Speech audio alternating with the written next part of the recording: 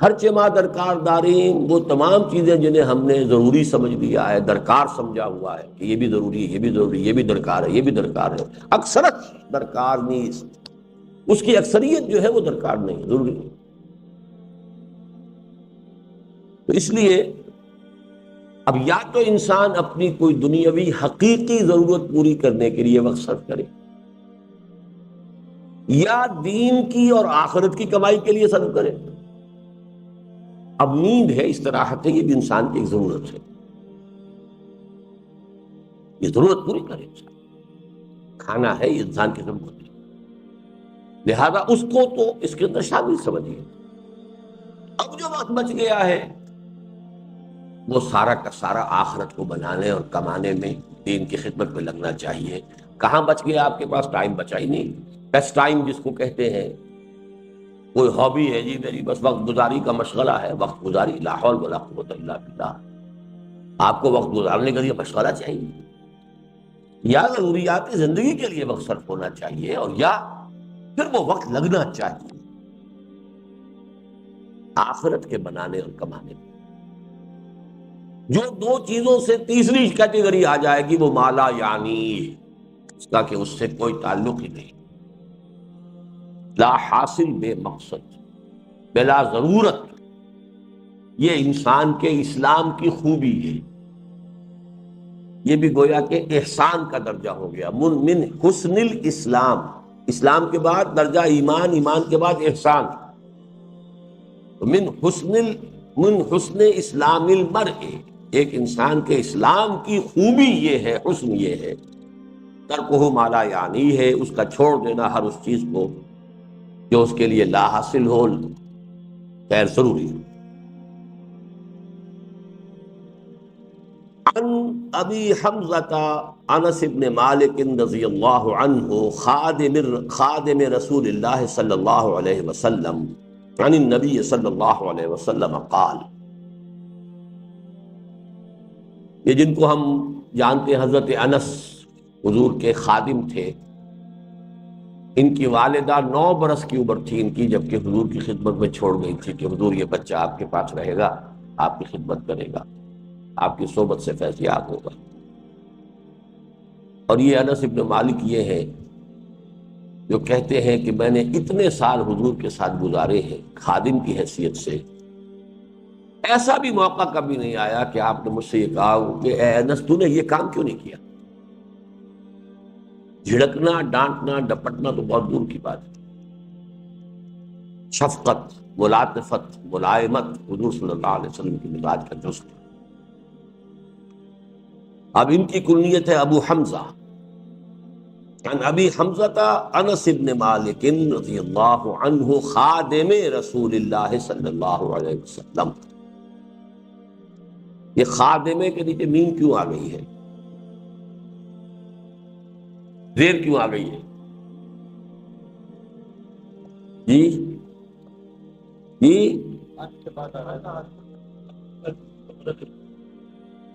ان تو آ رہا انس سے پہلے، چلیے ٹھیک ہے، بدل کہہ لیں، صفت کہہ لیں، ٹھیک، چلیے۔ عن النبی صلی اللہ علیہ وسلم، حضور سے روایت کیا، آپ نے فرمایا لا یؤمن احدکم حتی یحب لاخیہ ما یحب لنفسہ، رواہ البخاری و مسلم۔ اب یہ حدیث کے روایت کے اعتبار سے چوٹی کے درجے کی حدیثوں میں سے، اور اس میں ذرا کیٹیگوریکل ڈینائل دیکھیے، تم میں سے کوئی شخص مومن نہیں ہو سکتا جب تک کہ اپنے بھائی کے لیے بھی وہی شے پسند نہ کرے جو اپنے لیے کرتا ہے۔ اس سے اونچی اخلاقی تعلیم کیا ہوگی؟ لیکن اس کا مفہوم عام طور پر محدود سمجھا جاتا ہے کہ آپ اچھا پہننا چاہتے ہیں تو اپنے بھائی کو بھی اچھا پہنائیں، آپ اچھا کھانا چاہتے ہیں تو اپنے بھائی کو بھی اچھا کھلائیں۔ سب بھائی بھی، ایک حقیقی بھائی ہے، ایک چچا زاد بھائی ہے، ایک بھائی جو ہے وہ دادا کی نسل سے چل کر بھائی بن گیا، یہ تو پھیلتا جائے گا، ہر انسان دوسرے انسان کا بھائی ہے۔ کم سے کم ہر مسلمان دوسرے مسلمان کا بھائی ہے، دائرہ تو پھیلتا جائے گا۔ لہذا ایک طرف تو گویا کہ لوگوں کی طرف خیر اور بر، تبرع، اس کی تلقین ہو گئی، لیکن اصلاً یہ حدیث ہم نے خاص طور پر جو کوٹ کی ہے وہ کس اعتبار سے؟ یہ دعوت دین کے لیے بنیادی موٹو ہے۔ آپ نے اگر دین کو اپنے لیے پسند کیا ہے اور آپ اپنے بھائی کو اس کی دعوت نہیں دے رہے تو آپ میں ایمان کی رمق بھی، آپ نے خود اپنے آپ کو جہنم سے بچنے کا تو سامان کر لیا ہے اور اپنے بھائی کو جہنم کی طرف جاتے دیکھ رہے ہیں، اور ٹک ٹک دیدم دم نہ کشیدم، ایمان کی رمق بھی۔ لا یؤمن احدکم، یہ دعوت کا سب سے بڑا موٹو ہے۔ میرے بھائی، میری اولاد، میرے رشتہ دار، میری قوم، دائرہ وسیع ہوتا جائے گا۔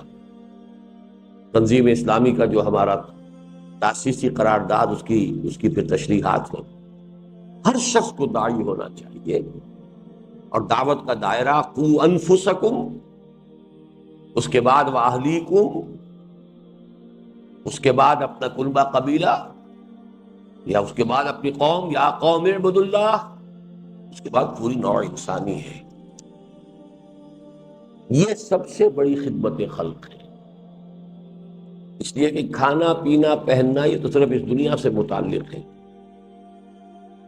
جو آخری زندگی ہے، آخرت کی زندگی ہے، ابدی زندگی ہے، ہمیشہ کی زندگی ہے، اس کے خیر اور اس کی بھلائی میں آپ دوسروں کو شریک نہیں کرنا چاہ رہے، اپنی طرف سے ایڑی چوٹی کا زور لگا دیں، پھر کوئی ریجیکٹ کرتا ہے تو وہ اس کے ذمہ ہے، اس کی جواب دہی وہ خود اللہ کے ہاں کرے گا۔ لیکن اگر آپ نہیں کر رہے ہیں تو آپ اس حدیث کی زد میں آ جائیں گے، لا یؤمن احدکم حتی یحب لاخیہ ما یحب لنفسہ۔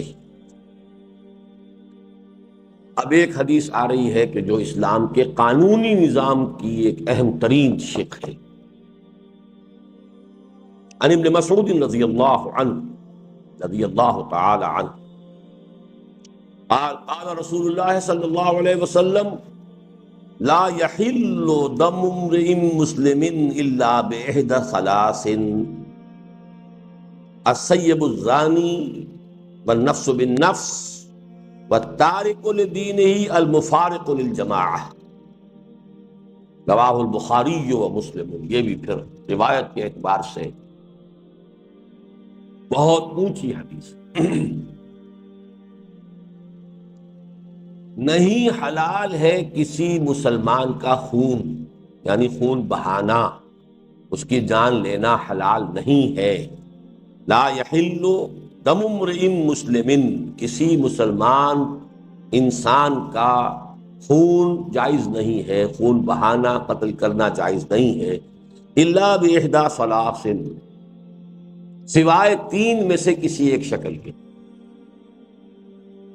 السیب الزانی، شادی شدہ زنا کرنے والا یا زنا کرنے والی، رجم، ظاہر بات ہے پتھر ماریں گے تو سر پھوٹے گا اور جسم کے اوپر لگے گا، خون بہے گا، مارنا ہے۔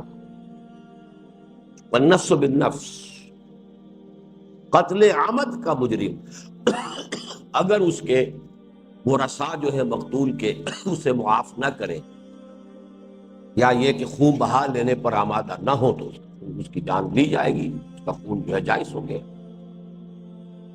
والتارک لدینہ، اور دین کو چھوڑ دینے والا مرتد، المفارق للجماعہ، جو جماعت کے اندر مفارقت پیدا کر رہا ہے، تفرقہ ڈال رہا ہے۔ یہ جو ہے تین شکلیں، یہ ہے مسلمان کے قتل۔ چوتھی شکل ہے کسی کافر حربی کے قتل، چنانچہ جو بھی ہمارے سورہ فرقان کے آخری رکوع میں بھی آتا ہے، والذین لا يدعون مع اللہ الہا آخر ولا يقتلون النفس التي حرم اللہ الا بالحق ولا يزنون۔ تو قتل جو ہے بالحق وہ صرف چار شکلیں ہیں۔ کافر بھی یہ نہیں کہ جس کافر کو جب چاہو قتل کر دو، کافر حربی ہو جس کے ساتھ جنگ ڈکلیئرڈ ہو، حربی کافر، اور اس کے بعد مسلمان جو ہے وہ تین شکلوں میں سے ایک۔ اب بدقسمتی سے اس رجم کے بارے میں چونکہ مولانا امین حسن اصلاحی صاحب نے بھی بڑی اجماع امت سے ہٹ کر اور ان احادیث صریحہ کو رد کرتے ہوئے بات کہی ہے، میں حال ہی میں انہیں خط لکھ رہا ہوں، آپ دعا کریں اللہ تعالیٰ ان کے دل کو پھیر دے، اللہ نے انہیں عمر طویل دی ہے، میں درخواست کر رہا ہوں کہ وہ رجوع کریں اپنے اس مرنے سے پہلے پہلے، اللہ تعالیٰ انہیں اس کی توفیق دے دے۔ اللہ تعالیٰ دلوں کو بدل سکتا ہے۔ تو السیب الزانی، زانی یا زانیہ جو شادی شدہ، اگر غیر شادی شدہ ہے تو 100 کوڑے کی سزا قرآن میں آئی ہے، شادی شدہ کے رجم کی سزا قرآن میں نہیں آئی ہے، یہ حدیث اور سنت سے ہے، اور اسلامی قانون کا منبع قرآن کے ساتھ ساتھ سنت رسول بھی ہے، اور اصل میں یہ سنت رسول بھی نہیں ہے، اس سے بھی آگے بڑھ کر شریعت موسوی کا وہ قانون ہے جو منسوخ نہیں ہوا۔ شریعت موسوی اسلامی شریعت تھی، اب اس میں سے جو چیزیں منسوخ ہو گئی، ورنہ جو چیزیں شریعت موسوی کی منسوخ نہیں ہوئی وہ جوں کی توں قائم ہے۔ اس لیے حضور نے جب پہلا رجم کیا ہے تو آپ نے فرمایا کہ اللہ میں نے تیری کتاب کے حکم کو زندہ کر دیا۔ وہ کتاب سے مراد تورات، قرآن میں تو ہے ہی نہیں۔ اس میں کچھ اشکالات ہیں لیکن یہ بحث کا موقع نہیں ہے، بس دعا ضرور کیجئے، آپ تہہ دل سے دعا کیجئے۔ آج ہی میں خط ان کو بھیجوں گا، آپ دعا کریں کہ اللہ تعالیٰ ان کو رجوع کی توفیق عطا فرما دے۔ اور نفس بالنفس، یہ تو صاف سی بات ہے۔ وَالتَّارِكُ لِدِينِهِ الْمُفَارِقُ لِلْجَمَاعَةِ، یہاں جو ہے ایک اشتباہ پیدا ہو جاتا ہے کہ آیا ہر مرتد واجب القتل ہے، یا اس کے ساتھ دوسری کوئی شرط بھی ہے، المفارق للجماعہ، جماعتی نظم کو درہم برہم کرنے والا۔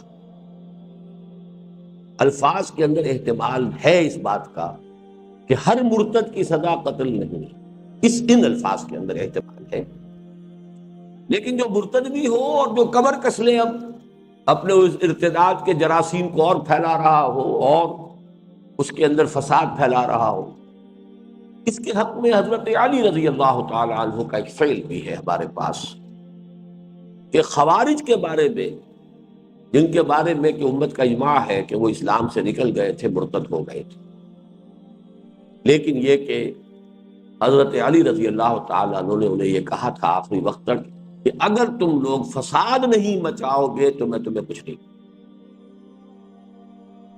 لیکن یہ بھی ایک بڑی فقہی بحث ہے، میں اس کی تفصیل میں جانا نہیں چاہتا اس وقت۔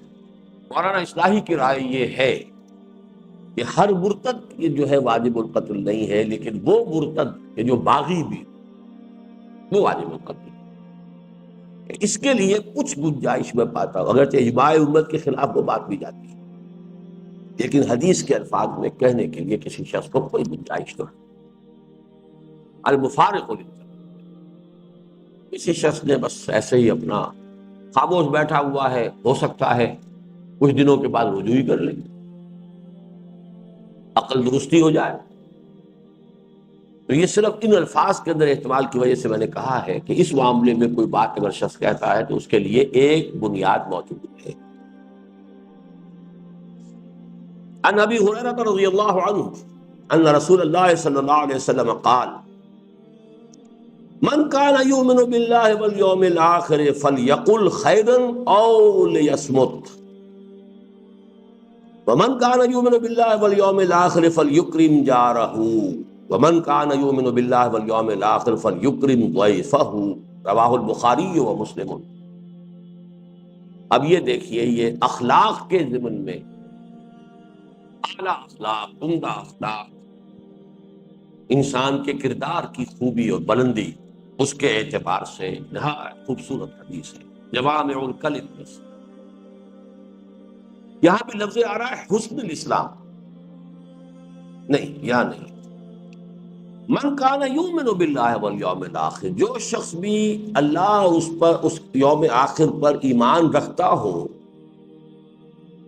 سب سے پہلی بات تو یہ ہے کہ وہ زبان کو کنٹرول میں رکھے، فلیقل خیرا او لیصمت، یا تو اچھی بات زبان سے نکالے اور یا چپ رہے۔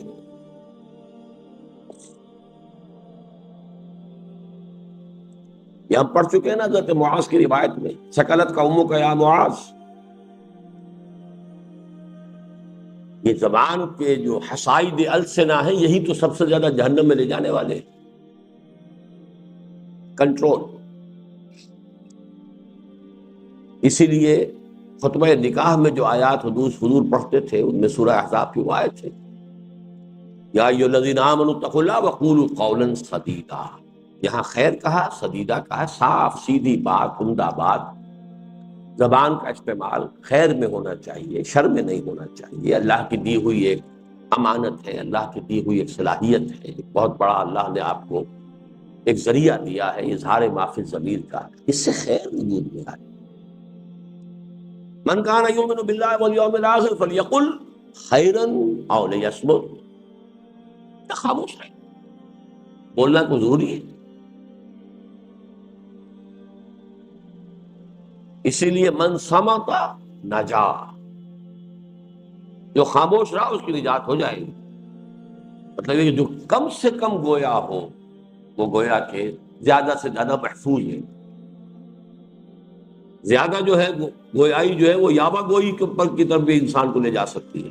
بسیار گوئی جو ہے اس میں اندیشے زیادہ ہیں۔ کم گو ہونا یہ در حقیقت میچورٹی کی دلیل ہے، آدمی میچور انسان۔ ومن کان یؤمن باللہ والیوم الآخر فلیکرم جارہ،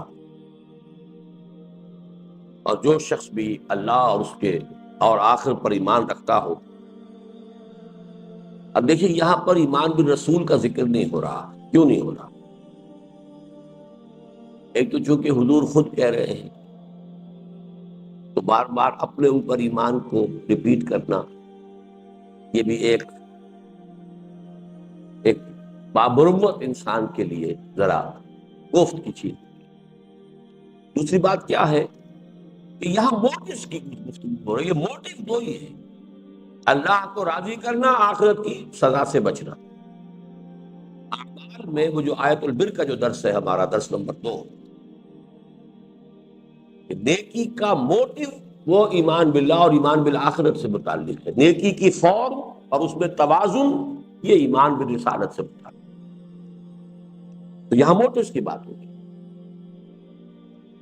ومن کان یؤمن باللہ والیوم الآخر فلیکرم جارہ، اب اس پر لازم ہے کہ وہ اپنے پڑوسی کا اکرام کرے، عزت کرے، احترام کرے، اس کی عزت نفس کو مجروح نہ کرے۔ کوئی غریب ہے تو ایسا نہ ہو کہ تمہارے عللوں تللوں سے اس کا دل مجروح ہو، اس کے بچوں میں احساس محرومی پیدا ہو۔ یہ وجہ کہ فرمایا کہ اگر اپنے بچوں کے لیے پھل لے کر آؤ تو اپنے پڑوس میں ضرور بھیجو، اور اگر اتنے ہی کم لا سکتے ہو کہ نہیں بھیج سکتے تو کم سے کم چھلکے دروازے کے باہر مت پھینکو۔ ایک پڑوسی کا بچہ نکلے گا باہر اور اسے معلوم ہو کہ اس گھر میں آج آم کھائے گے، اب وہ احساس جو ہے محرومی کا اس میں شدت سے پیدا ہو، جا کر کہیں دور پھینکاؤ۔ اس درجے باریک بینی کے ساتھ جو ہے یہ اخلاق حسنہ کی تلقین محمد رسول اللہ صلی اللہ علیہ وسلم۔ ومن کان یؤمن باللہ والیوم الآخر فلیکرم ضیفہ، اور جو کوئی بھی ایمان رکھتا ہو اللہ پر اور یوم آخر پر، اس کے لیے لازم ہے کہ اپنے مہمان کی عزت کرے، اس کا اعزاز کرے، اس کا اکرام کرے۔ یہ جو مہمان نوازی ہے اصل میں یہ بھی حسن الاخلاق میں سے ہے، اور واقعہ یہ ہے کہ جب تک تمدن فاسد نہیں ہو جاتا،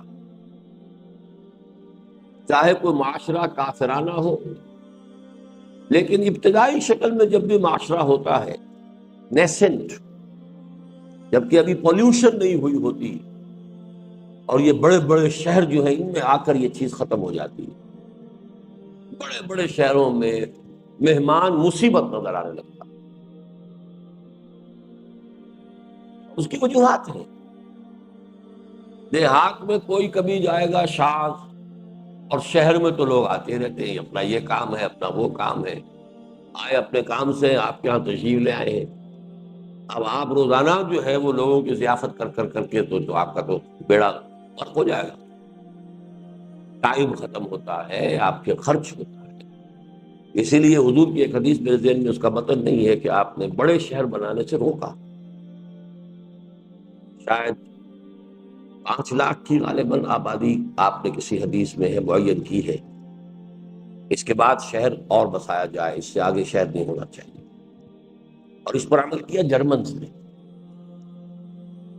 انہوں نے اس طرح پھیلایا ہے اپنے ملک کے اندر انڈسٹری کو، کہیں کنسنٹریشن. ایک جگہ پر ایک انڈسٹری ہے، وہیں پر ایک شہر ہے، وہیں پر ان کے ساری سیوکس جو ایمینٹیز ہیں وہ فراہم کر دی گئی ہیں، وہیں مارکیٹ ہے، وہیں سب کچھ ہے. وہ ایک ایک یونٹ بن گیا. اب 10 میل چلے جائیے، اس کے بعد میں اور آ جائے گا، پھر 10 میل چلے جائیے. یہ نہیں کہ کلسٹر آف انڈسٹریز ہے، اور وہاں پر پھر جو حالات ہوتے ہیں اور پھر جو گندگیاں پیدا ہوتی ہیں، کوئی پڑوسی دوسرے پڑوسی کا نہ پرسان حال ہے نہ جاننے والا ہے. 1 1 کروڑ کا شہر ہو، آپ دیوار بیچ کے پڑوسی سے سال ہر سال تک کبھی الیگ سلیگ بھی نہیں ہوتی، نام ہی معلوم نہیں ہوتی.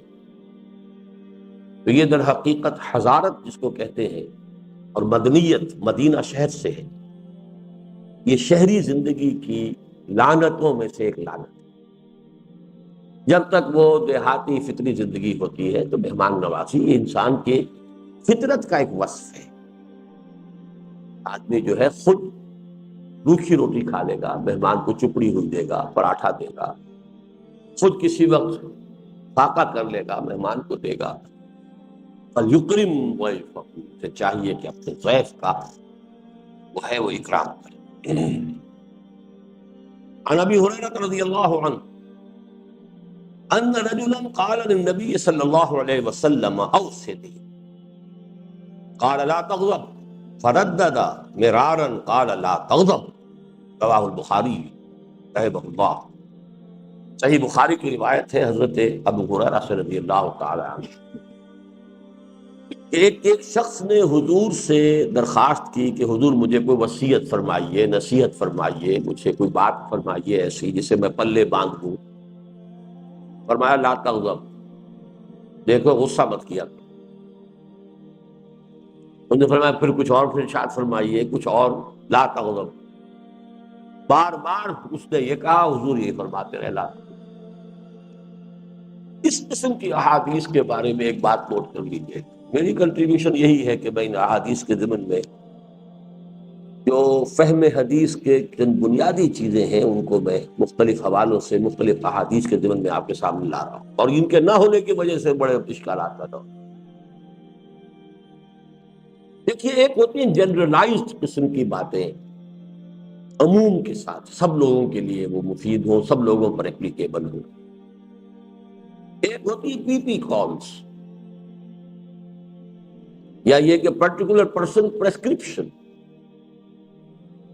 اب ایک شخص جو ہے وہ ملیریا کا مریض ہے تو اسے ملیریا کی دوا دی جائے گی نا.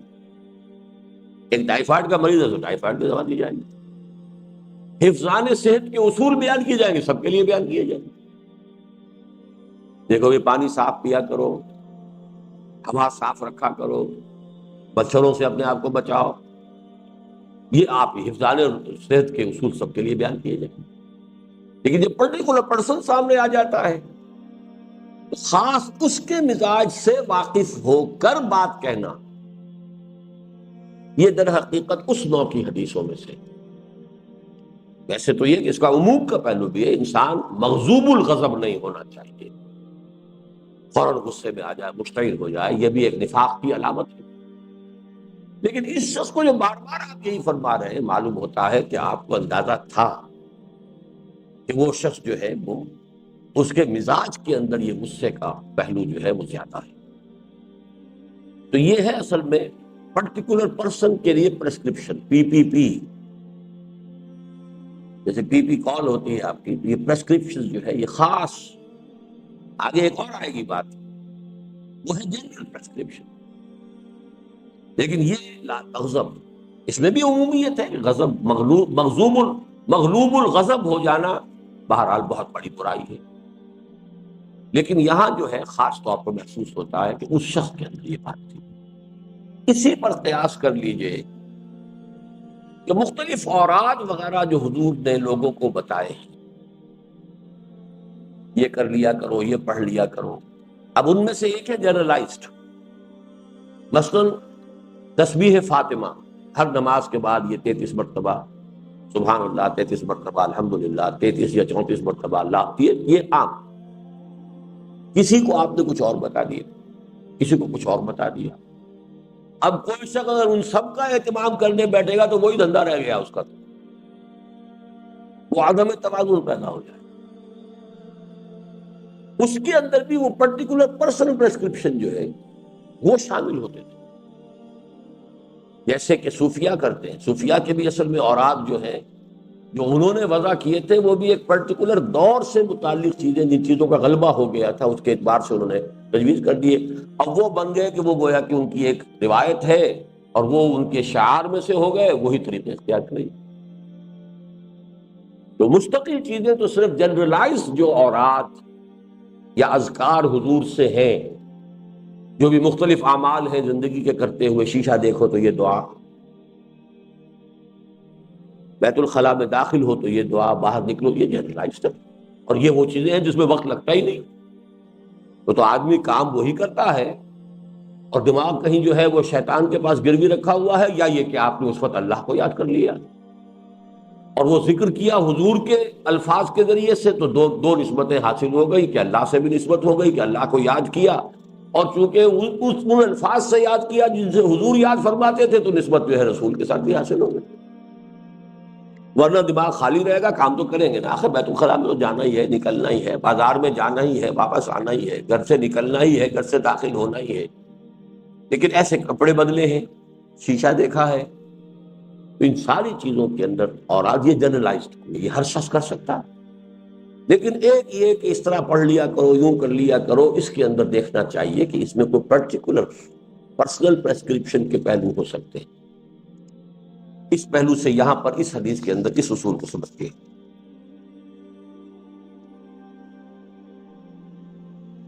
عن ابی یعلا شداد ابن اوس رضی اللہ عنہ عن رسول اللہ صلی اللہ علیہ وسلم، حضرت شداد ابن اوس رضی اللہ تعالی عنہ جن کی کنیت ہے ابو یعلا، وہ روایت کرتے ہیں اللہ کے رسول سے صلی اللہ علیہ وسلم، ان اللہ کتب الاحسان علی کل شیء،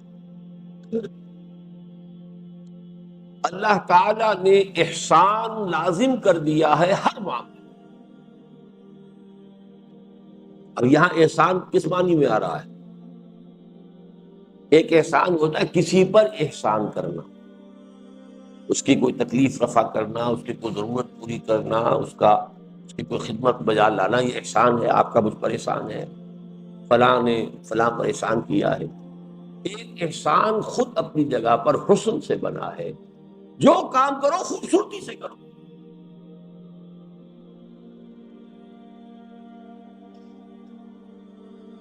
اور وہ احسان اسلام جو ہے تمہاری، اسلام پر تمہارا عمل خوبصورتی کے ساتھ۔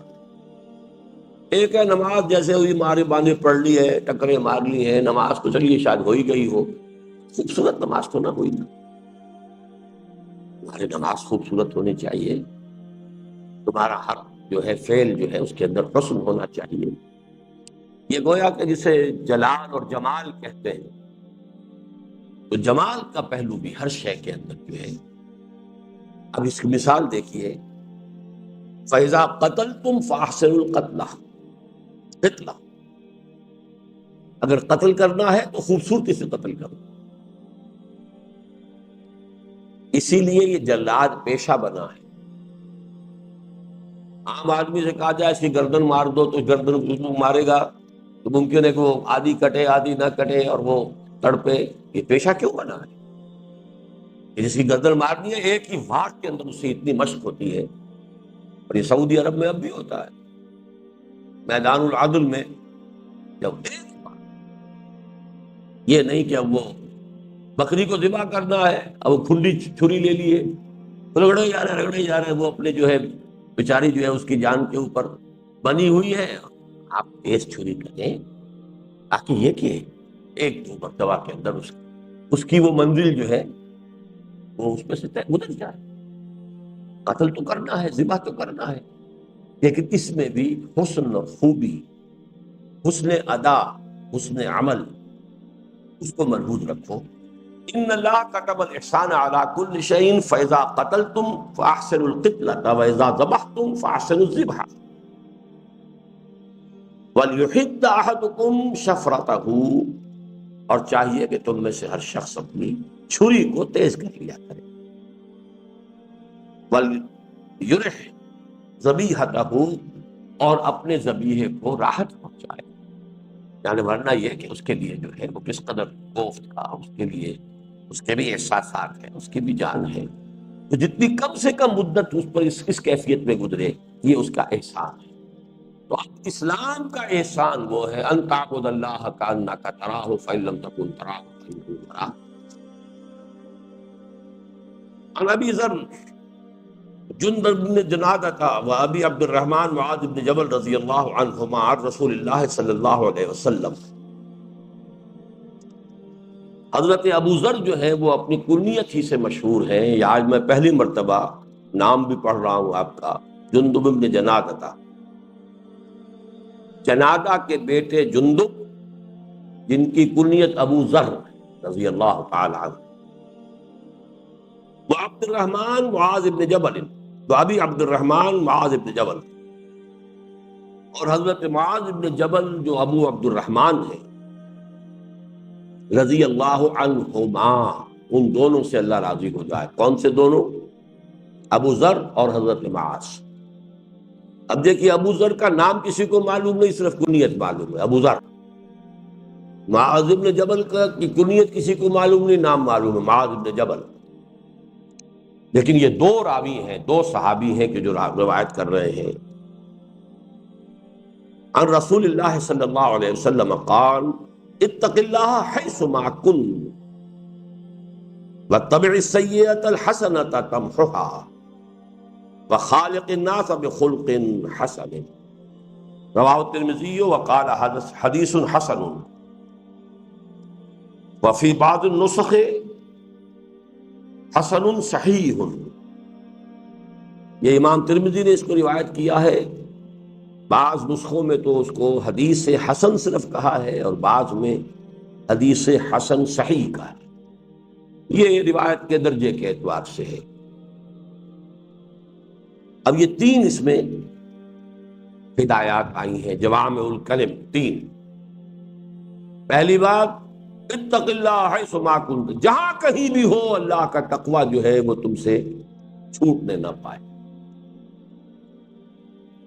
ایک اور حدیث میں آتا ہے تقوی اللہ فی السر والعلانیہ، چاہے تم کہیں چھپے ہوئے ہو اور چاہے لوگوں کے اندر سامنے موجود ہو، ہر حال میں تقوی۔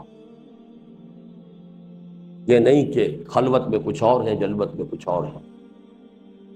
اتق اللہ حیثما کنت، جہاں بھی ہو اللہ کا تقوی اپنے دل میں موجود رکھو۔ واتبع السیئۃ الحسنۃ تمحوها، اور برائی کے پیچھے بھلائی کو لگا دو جو اسے محو کر دے گی۔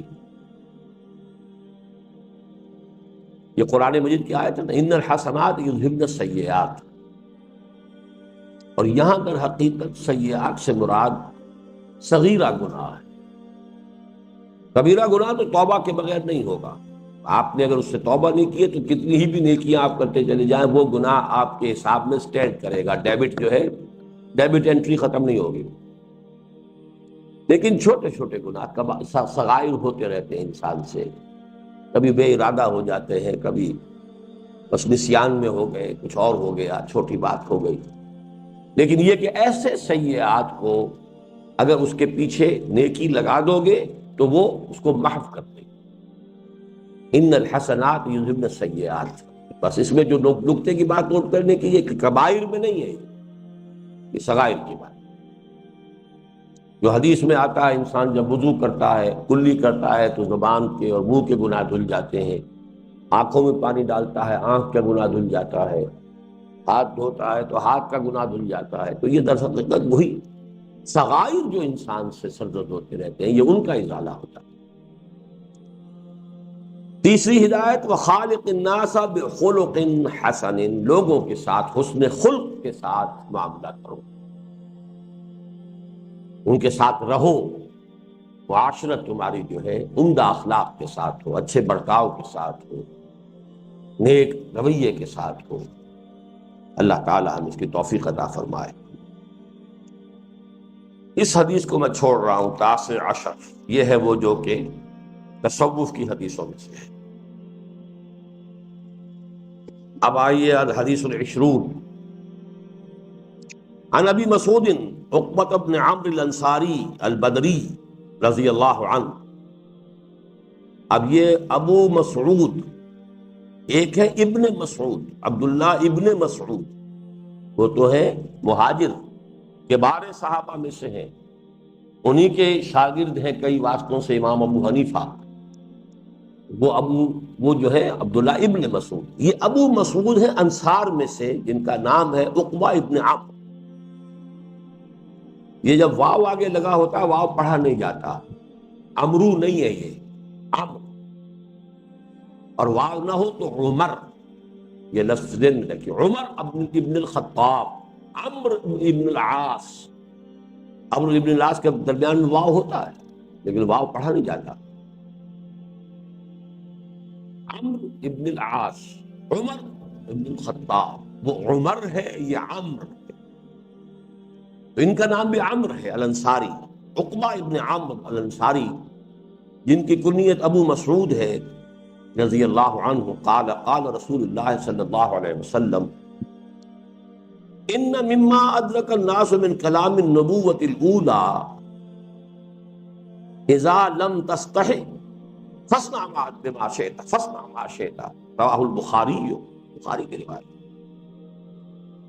حضور نے فرمایا کہ سابقہ انبیاء کی تعلیمات میں سے جو چیز لوگوں نے پائی ہے، یعنی چونکہ بہت سی تعلیمات جو ہیں وہ تو گم ہو گئی، محفوظ نہیں رہیں. نبوت الاولیٰ جو ابتدائی نبوتیں تھیں، انبیاء تھے، ان کی تعلیمات کا اکثر و بیشتر حصہ تو ضائع ہو گیا، گم ہو گیا. ان مما ادرک الناس من کلام النبوۃ الاولیٰ، ابتدائی نبوت کے کلام میں سے لوگوں نے جو کچھ پایا ہے، اس میں سے ایک بات یہ بھی ہے، مما صرف یہی نہیں ہے، اس میں سے ایک بات یہ بھی ہے، بہت پیاری بات ہے، اذا لم تستحِ فاصنع ما شئت، جب تم میں حیا ہی نہ رہے تو کرو جو چاہو. اسی کا فارسی میں ترجمہ ہے بے حیا باش و ہر چخائی کو، ایک دفعہ حیا کا پردہ اٹھا دو پھر جو چاہو کرو. اسی لیے حدیث میں دوسری میں آتا ہے والحیاء شعبۃ من الایمان، حیا ایمان کا شعبہ ہے. اب یہ حیا بھی سمجھیے کیا ہے، یہ بھی فطرت انسانی. اس کا تعلق کس لفظ سے ہے، کیا اس کا روٹ کیا ہوگا؟ ہا یا واو؟ اس سے کوئی اور لفظ آپ کو معلوم ہے جو بنا ہو؟ حیات، حی کے معنی کیا؟ کرنے والا، انا للہ و انا، جی زندہ. یہ کیا ہے گرامر میں؟ جی اسم تو وہ محیی ہوتا ہے بھائی، زندہ کرنے والا محیی. احیا یحیی احیاء فہو محیی. جی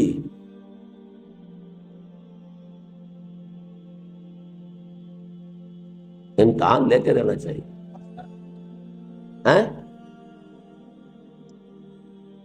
صفت مشبہ ہے، حی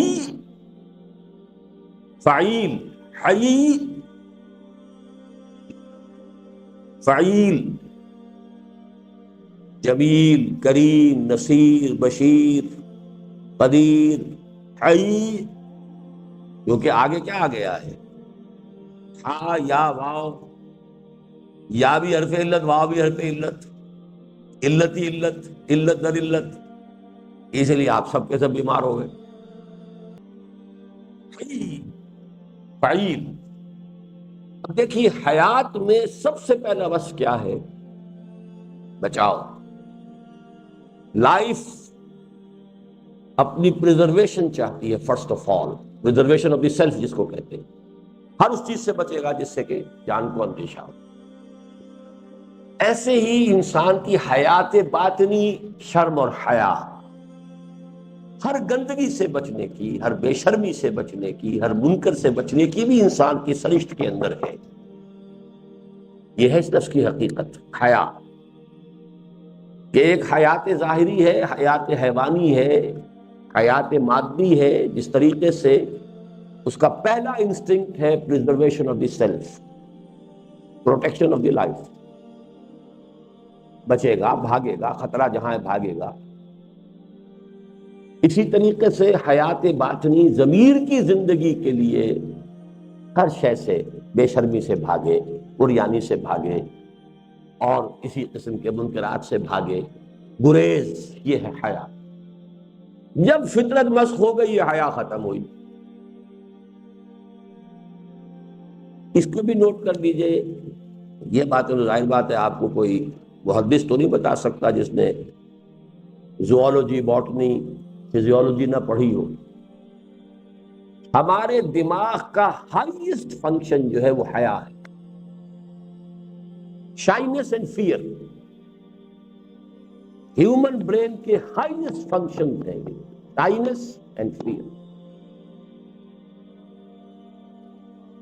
شراب کا عمل کیا ہوتا ہے کہ وہ اوپر سے ڈپریس کرنا شروع کرتی ہے۔ سب سے پہلے ہائیسٹ فنکشنز کو ناک آؤٹ کیا، حیا اور فیئر ختم ہوا، انسان میں جرأت زیادہ ہو گئی۔ اب لڑے گا تو خوب لڑے گا، بحث کرے گا تو زیادہ کرے گا، گانا والا خوب گانا گائے گا، اسے شرم ہی نہیں ہوگی، ورنہ ایک جھجک سی رہتی ہے، لوگ کیا کہیں گے، لوگ کیا سمجھیں گے، میری غلطی پکڑ لیں گے، کیا ہوگا۔ یہ سب حیا ایک طرف ہوئی۔ اب وہ جو ریزلٹنٹ ایکٹیویٹی ہوتی ہے وہ بڑھ جاتی ہے۔ حیا کا ریسٹرینٹ ختم ہوا، فیئر کا ریسٹرینٹ ختم ہوا، جری ہو گیا۔ وہ جری نہیں ہوا، وہ اصل میں اس پر سے فیئر کا ریسٹرینٹ ختم ہو گیا۔ Highest function of the brain has been knocked out. تو ریزلٹ نکلا یہ کہ وہ زیادہ جری نظر آ رہا ہے تو وہی کچھ جو کچھ پہلے تھا اس کے اندر، اس سے زیادہ طاقت تو نہیں آ گئی، اس میں طاقت تو وہی کچھ ہے۔ اب کوئی گاما پہلوان تو نہیں وہ بن گیا کہ پہلے نہیں تھا اب بن گیا، جو کچھ تھا وہی ہے، لیکن یہ کہ اس میں سے وہ فیئر کا ایلیمنٹ کب ہو گیا، تو بظاہر وہ جرأت زیادہ ہے، بہادری زیادہ ہے، لڑنے مرنے پر آمادہ ہے۔ اسی طریقے سے شرم، شائنس، اب یہ دونوں الفاظ جو ہیں، فیئر اینڈ شائنس، شرم کا پردہ اٹھا، بچاؤ کرو، بے حیا باش و ہٹ خواہی کن تو ہے، اذا لم تستحی فاصنع ما شئت۔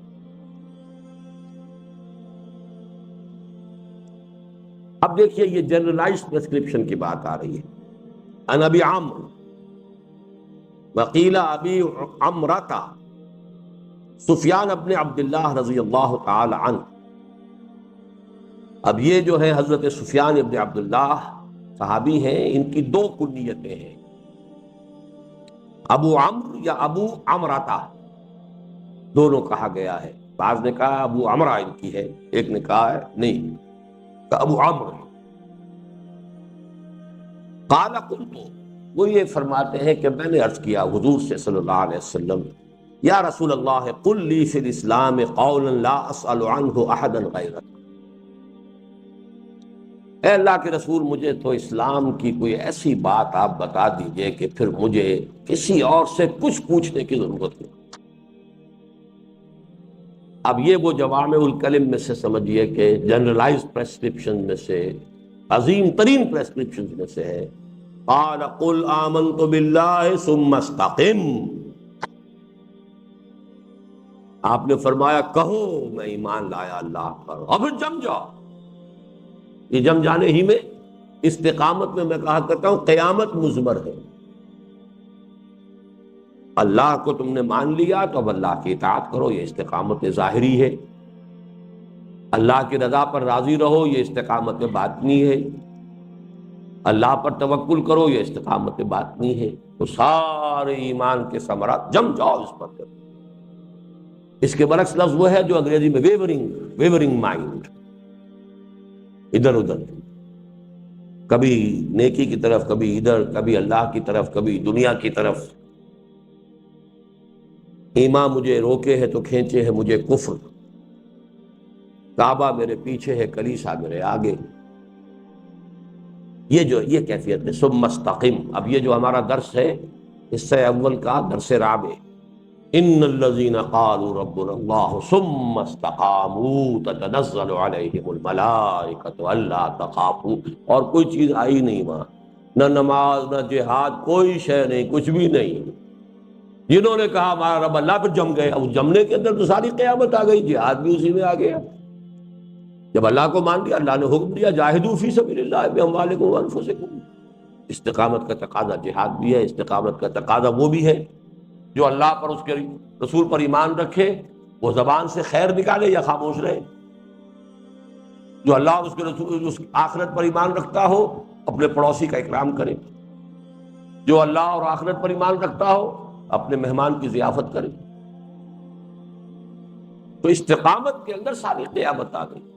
لیکن یہ سمجھیے کہ جنرلائزڈ اور نہایت لب لباب، جسے ہم کہیں گے کہ ہر چیز کا ایک لفظ میں خلاصہ اگر چاہیے، لیکن انہوں نے خلاصہ مانگا تھا.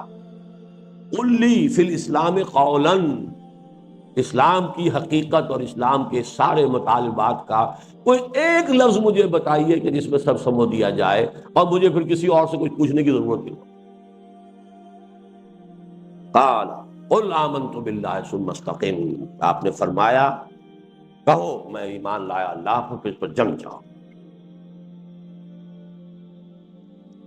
عن ابی عبداللہ جابر ابن عبداللہ الانصاری رضی اللہ عنہما. جابر ابن عبداللہ تو ان کا نام ہے، انصاری صحابی ہیں. ان کی کنیت بھی ابو عبداللہ ہے، تو گویا کہ ان کے بیٹے کا نام بھی عبداللہ ہوگا. اور یہ ہوتا تھا، اب بھی ہوتا ہے، دادا کے نام پر بیٹے کا نام.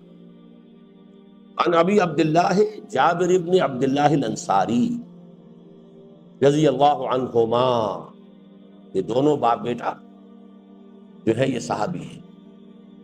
ان رسول سأل رسول اللہ صلی اللہ علیہ وسلم فقال.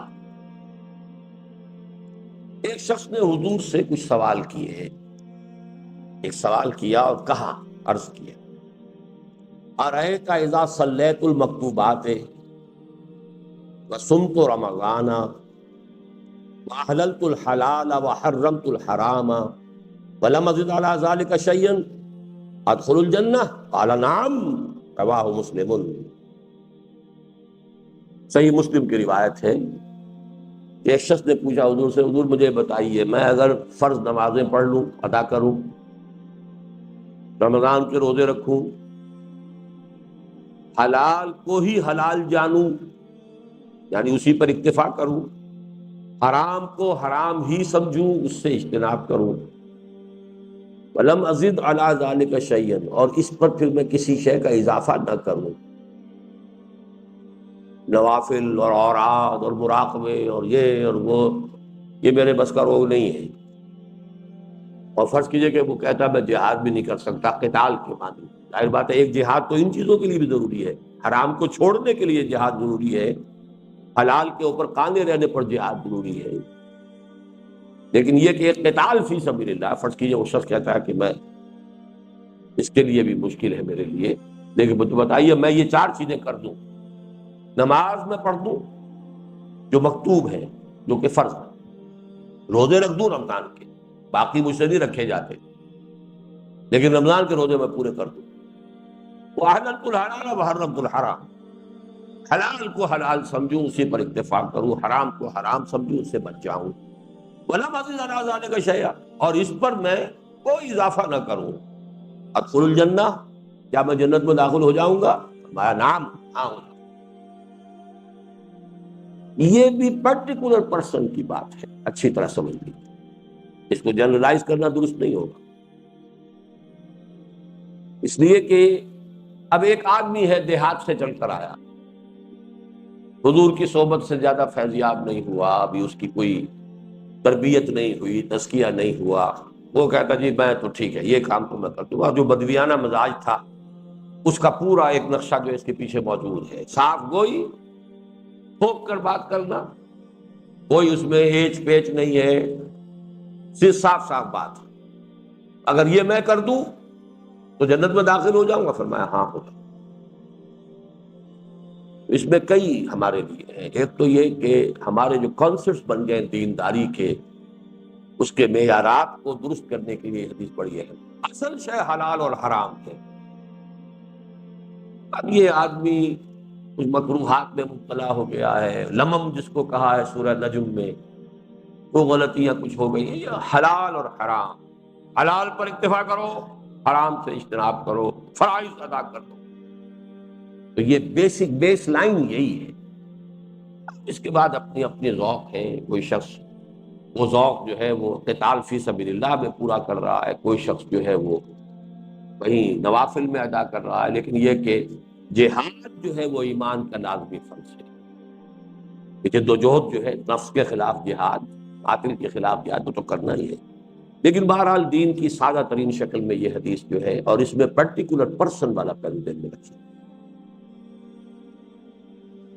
عن ابی مالک الحارث ابن عاصم الاشعری رضی اللہ عنہ قال قال رسول اللہ صلی اللہ علیہ وسلم،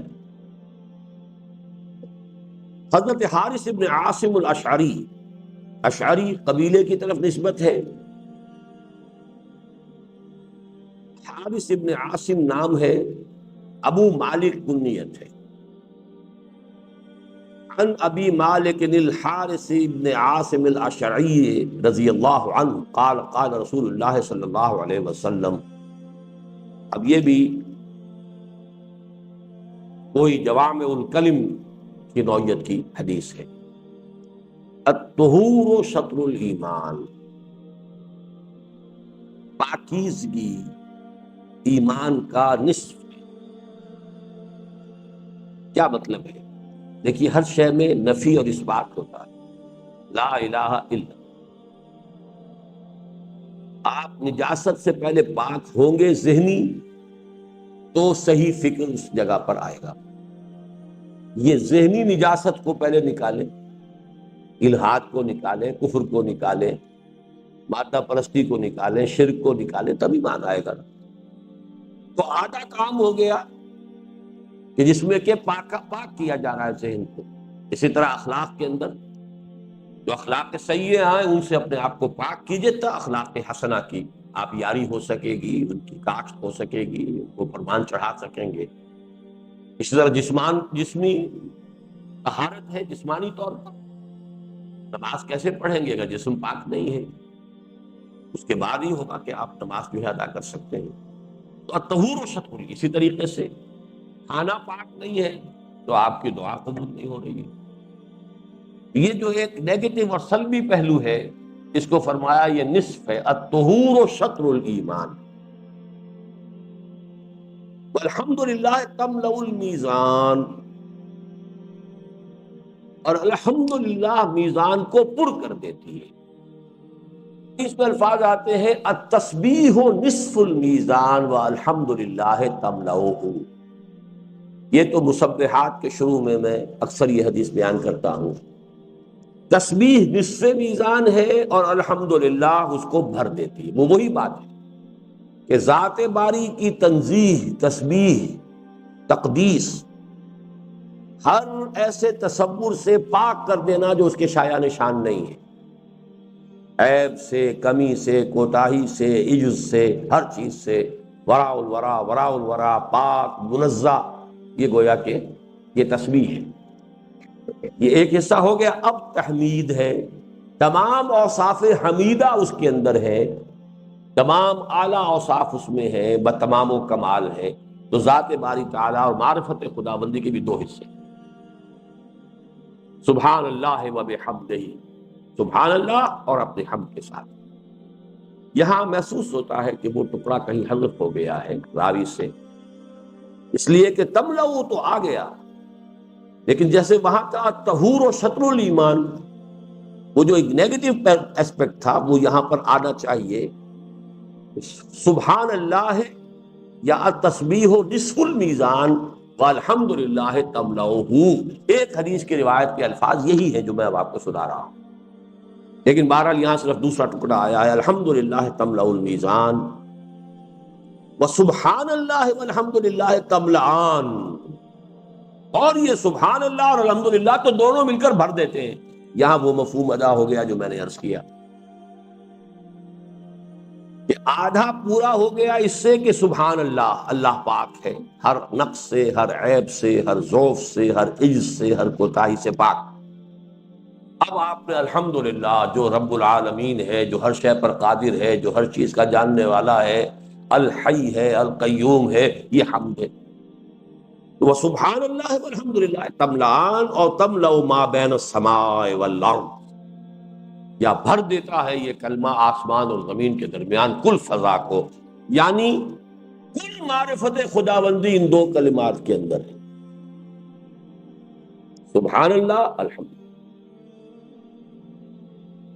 ایک میں تنزیہ ہے، تقدیس ہے، نیگیٹو ہے، ایک میں پازیٹو ہے، اس کی تحمید ہے، ثنا ہے، اس کے صفات کمال کا اقرار و اعتراف ہے، ان دونوں سے میزان پوری ہو جاتی ہے۔ والصلاۃ نور، اور نماز نور ہے، والصدقۃ برہان، اور صدقہ اور خیرات جو ہے یہ برہان ہے، دلیل ہے۔ کس چیز کی دلیل ہے؟ صدقہ انسان کے صدق ایمان کی دلیل۔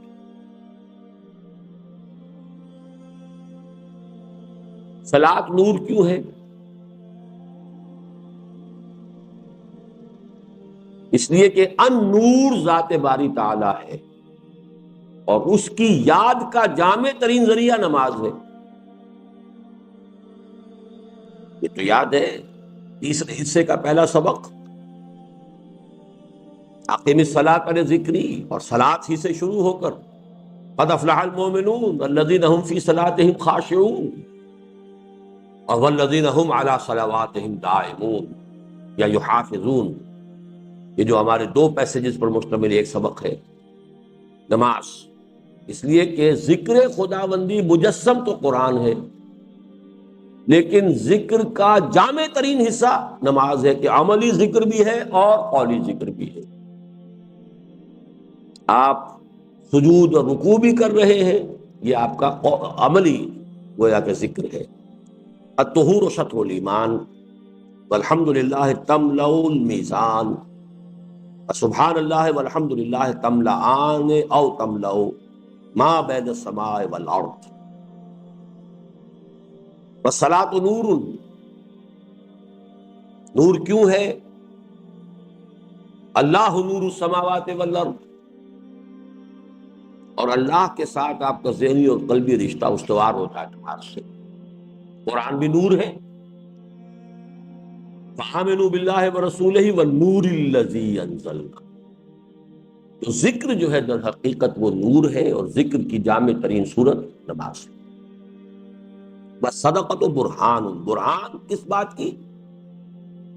کہ انسان صادق الایمان شخص ہے، صدقہ صداقت ایمان کی علامت ہے۔ قرآن مجید سے کوئی روایت، کوئی آیت پیش کریں گے؟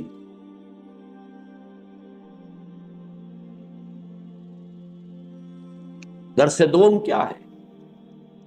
لیس البر ان تولوا وجوہکم قبل المشرق والمغرب ولکن البر من آمن باللہ والیوم الآخر والملائکۃ والکتاب والنبیین وآتى المال على حبه ذوي القربى واليتامى والمساکین وابن السبیل والسائلین وفی الرقاب، اور آخری الفاظ کیا ہیں؟ اولئک هم الصادقون، یہ لوگ سچے۔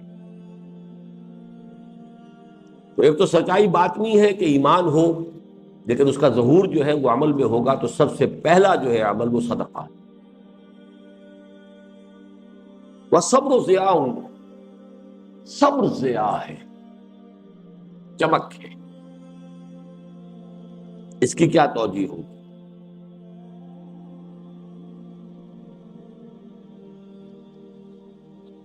جی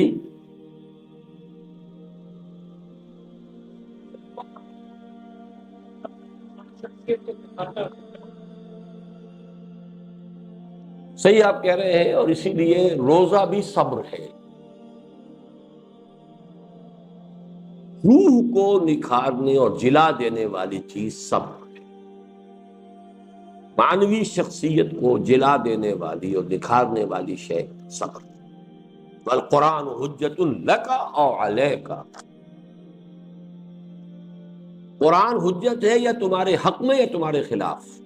ایک تو یہ ٹکڑا تو ہمیشہ یاد رکھیے، لام اور اعلیٰ کا جب تقابل ہم کرتے ہیں مختلف اسباق میں دروس میں، اس کو یاد رکھنے کے لیے یہ پیاری حدیث ہے، حجت لک او علیک، یا تمہارے حق میں حجت یا تمہارے خلاف. حق میں حجت، اس پر ایمان لاؤ گے، اس کو اپنا امام بناؤ گے، اس کی پیروی کرو گے، اس کے پیچھے چلو گے، اس کے حلال اور حرام کو تسلیم کرو گے، تو یہ تمہارے حق میں دلیل بن کر کھڑا ہو جائے گا. قیامت کے دن بھی گواہی دے گا، دنیا میں بھی تمہارے لیے نور بنے گا، اور آخرت میں تمہارے لیے شافع بنے گا. اگر اس کو مانو گے نہیں، اگر اس پر عمل نہیں کرو گے، پڑھو گے لیکن عمل نہیں کرو گے، تو حجت قائم ہو گئی، مزید مشکل ہو گئی. پڑھو گے سمجھو گے نہیں تو حجت تمہارے خلاف ہوگی کہ اللہ یہ مجھے پڑھتا تھا سمجھتا نہیں، اللہ یہ مسلمان تو مجھے پڑھتا ہی نہیں تھا، اللہ یہ سمجھتا بھی تھا بدبخت عمل نہیں کرتا تھا. تو حجت تو شدید سے شدید تر ہو رہی ہے، علیہ کا تمہارے خلاف استغاثہ لے کر آئے گا قرآن. اے اللہ یہ کہتا تھا میں مانتا ہوں کہ تو اللہ کی کتاب ہے، اس نے کبھی پڑھائی نہیں ہوئی. اے اللہ یہ پڑھتا تھا سمجھتا ہی نہیں تھا، اے اللہ یہ سمجھتا تھا عمل نہیں کرتا تھا، اور اے اللہ اس نے اپنا تو عمل کیا مجھے دوسروں تک پہنچایا نہیں. لا یؤمن احدکم حتی یحب لاخیہ ما یحب لنفسہ بلغوا عنی ولو آیۃ. جوڑ لیجیے، کل الناس یغدو فبائع نفسہ، فبائع نفسہ، فبائع نفسہ، بائع بائع نفسہ فمعتقها او موبقها. بڑا گہری بات ہے، بڑی گہری بات. ہر انسان صبح کرتا ہے، غدا یغدو، صبح ہوئی آنکھ کھولی، فبائع نفسہ، وہ اپنے نفس کو بیچتا ہے، جان بیچتا ہے، یا جسمانی قوت بیچ رہا ہے، کسی چلا رہا ہے، شام کو 30 روپے 40 روپے 50 روپے ملیں گے، اینٹیں ڈھو رہا ہے 50 60 روپے ملیں گے، اینٹوں کی چنائی کر رہا ہے 100 150 روپیہ ملے گا، دکان پر بیٹھا ہے کچھ ملے گا، گاہکوں کی جو ہے تلخ باتیں بھی سن رہا ہے، صبر کر رہا ہے، چلو کہہ جائے کچھ 2 4 پیسے دے کے ہی جائے گا. بیچ رہا ہے نا، عزت نفس کو بھی بیچ رہا ہے. افسر کی غلط بات بھی سن رہا ہے، چپ ہو رہا ہے، اپنی عزت نفس بیچ رہا ہے.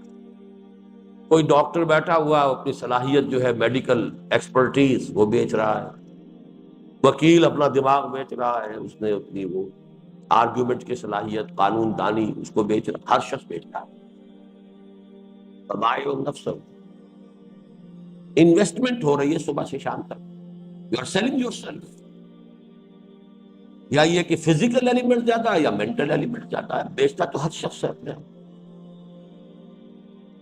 اس اعتبار سے تو ہو گیا تساوی کا معاملہ، برابری کا معاملہ. تساوی کون سا باب ہوا؟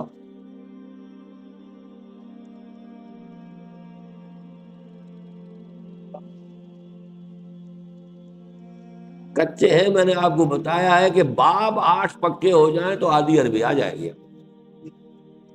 کیوں؟ تساوی ہے 3 سے الف واو، یہ مساوات سے، مساواتن باب مفاعلہ ہو گیا.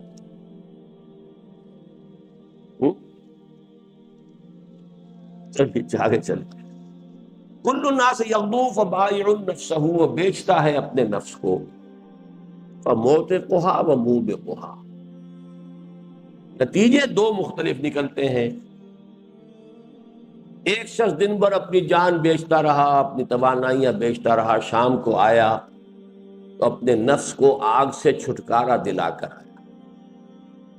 کوئی حرام کام نہیں کیا، کوئی جھوٹ نہیں بولا، کوئی وعدہ خلافی نہیں کی، کوئی خیانت نہیں کی، تو اپنے اعتاق کہتے ہیں آزاد کر، آتاقا، آزاد کیا. آزاد کرتا ہے اپنے نفس کو، مشقت جھیلی لیکن کم سے کم یہ تو ہو گیا نا. دوسرا وہ بدبخت ہے مشقت جھیلتا ہے اور شام کو لے کر آتا ہے تو گناہ کا کی ایک پنڈ جو ہے وہ بھی لے کر آتا ہے ساتھ، اپنے نفس کا بیڑا غرق کر کے بھی جاتا ہے. خسرت دنیا والآخرہ، دن بھر کی مشقت بھی جھیلی اور آخرت کا عذاب لے کر آیا. منہ بے قہا، یا اسے ہلاکت کر دیا. کتنا حکیمانہ قول. لقد خلقنا الانسان فی کبد، ہم نے انسان کو پیدا ہی کیا ہے مشقت میں. مشقت تو لابد منہ ہے، ہر حال میں مشقت تو ہونی ہی ہونی ہے. مومن کی بھی مشقت ہے، کافر کی بھی مشقت ہے، ملحد کی بھی مشقت ہے. دنیا تو قید حیات و بند غم اصل میں دونوں ایک ہے. موت سے پہلے آدمی غم سے نجات پائے. کیوں؟ یہ تو ہر ایک کو ہی کرنا ہے. غم بھی ہے، صدمے بھی ہیں، ہر ایک کے لیے ہے. کسی کو سلطنت چھوٹنے کا صدمہ ہے، کسی کا بیٹا مر گیا اس کا صدمہ ہے. صدمہ تو ہے صدمہ، کسی کا مال جو ہے وہ ختم ہو گیا اس کا صدمہ ہے. لیکن صدمہ تو ہر ایک کے لیے ہے. قید حیات و بند غم اصل میں دونوں ایک ہیں. جب تک یہ قید حیات ہے بند غم بھی لگا رہے گا. موت سے پہلے آدمی غم سے نجات پائے. کیوں؟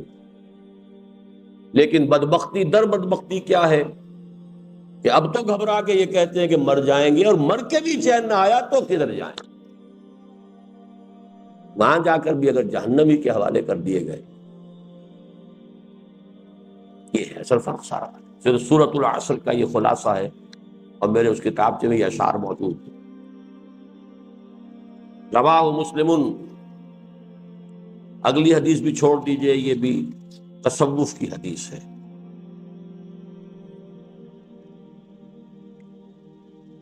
اب آئیے 25ویں حدیث. عن ابی ذر رضی اللہ عنہ ایضا، حضرت ابو ذر رضی اللہ تعالی عنہ سے یہ حدیث بھی جوامع الکلم میں سے ہے. ان الناس من اصحاب رسول اللہ صلی اللہ علیہ وسلم قالوا للنبی صلی اللہ علیہ وسلم یا رسول اللہ ذهب اہل الدثور بالوجوب.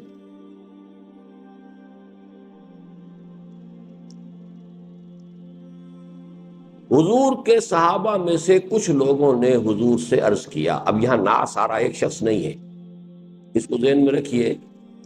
صحابہ میں جو کچھ طبقات شمار کیے جاتے ہیں ان میں سے ایک اصطلاح ہے فقراء صحابہ، ایک ہے فقہائے صحابہ، ایک ہے کبار صحابہ، ایک ہے صغار صحابہ وغیرہ. جو پورے ایڈلٹس زندگی میں حضور کے صحابی رہے وہ کبار صحابہ ہیں. جو بچے تھے حضرت حسن حسین وہ صغار صحابہ ہیں. عبداللہ ابن زبیر ہو، یہ تو پیدا ہی ہوئے مدینے میں آنے کے بعد، کئی سال بعد ہوئے حضرت حسن حسین. حضور کے وفات کے وقت کتنی عمر ہوگی؟ 8 سال 5 سال. تو کبار صحابہ، صغار صحابہ. کچھ صحابہ وہ تھے فہم اور تفقہ میں بہت اونچے تھے، انہیں فقہائے صحابہ کہتے. ایک طبقہ صحابہ کا تھا فہم ان میں بہت تھا. اب ان میں سب یہ اصحاب صفہ تھے،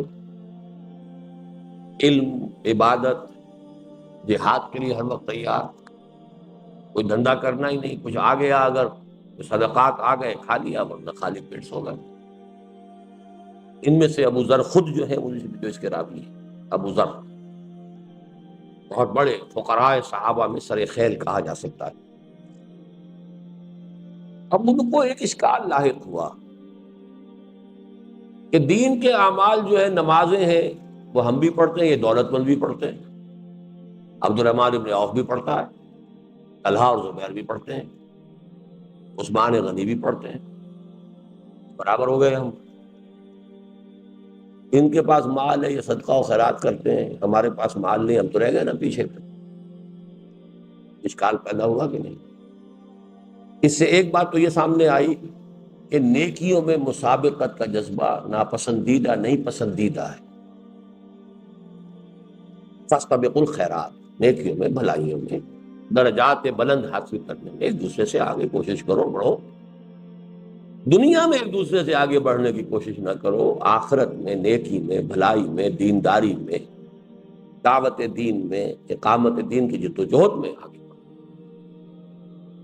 تو انہوں نے کہا، قالوا للنبی صلی اللہ علیہ وسلم، انہوں نے شکوہ کیا، شکایت کی، یا رسول اللہ، اللہ کے رسول، ذہب اہل الدثور بالاجور، یہ دولت مند لوگ جو ہیں یہ تو آگے بڑھ گئے اب سے اجروں کے اندر، بازی جو ہے جیت گئے۔ یصلون کما نصلی، وہ نمازیں پڑھتے ہیں جیسے ہم پڑھتے ہیں، ویصومون کما نصوم، وہ روزے رکھتے ہیں جیسے ہم رکھتے ہیں، ویتصدقون بفضول اموالہم،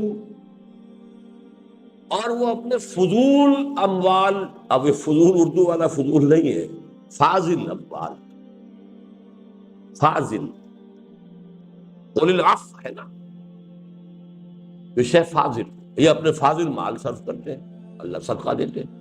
ہمارے پاس تو ضرورت پوری کرنے کے لیے بھی نہیں ہے، فاضل کا کیا سوال، عفو بھی کا امکان ہی نہیں، تو جو ان کے پاس فاضل اموال ہے وہ صدقہ کرتے ہیں۔ قال، حضور نے فرمایا، دل جوئی دیکھیے، اولیس قد جعل اللہ لکم ما تصدقون، کیا تمہارے لیے اللہ تعالیٰ نے بنا نہیں دی ہیں صدقے کی دوسری صورتیں؟ ان بکل تسبیحۃ صدقۃ، ہر مرتبہ جب تم کہو گے سبحان اللہ سبحان اللہ، یہ صدقہ ہے۔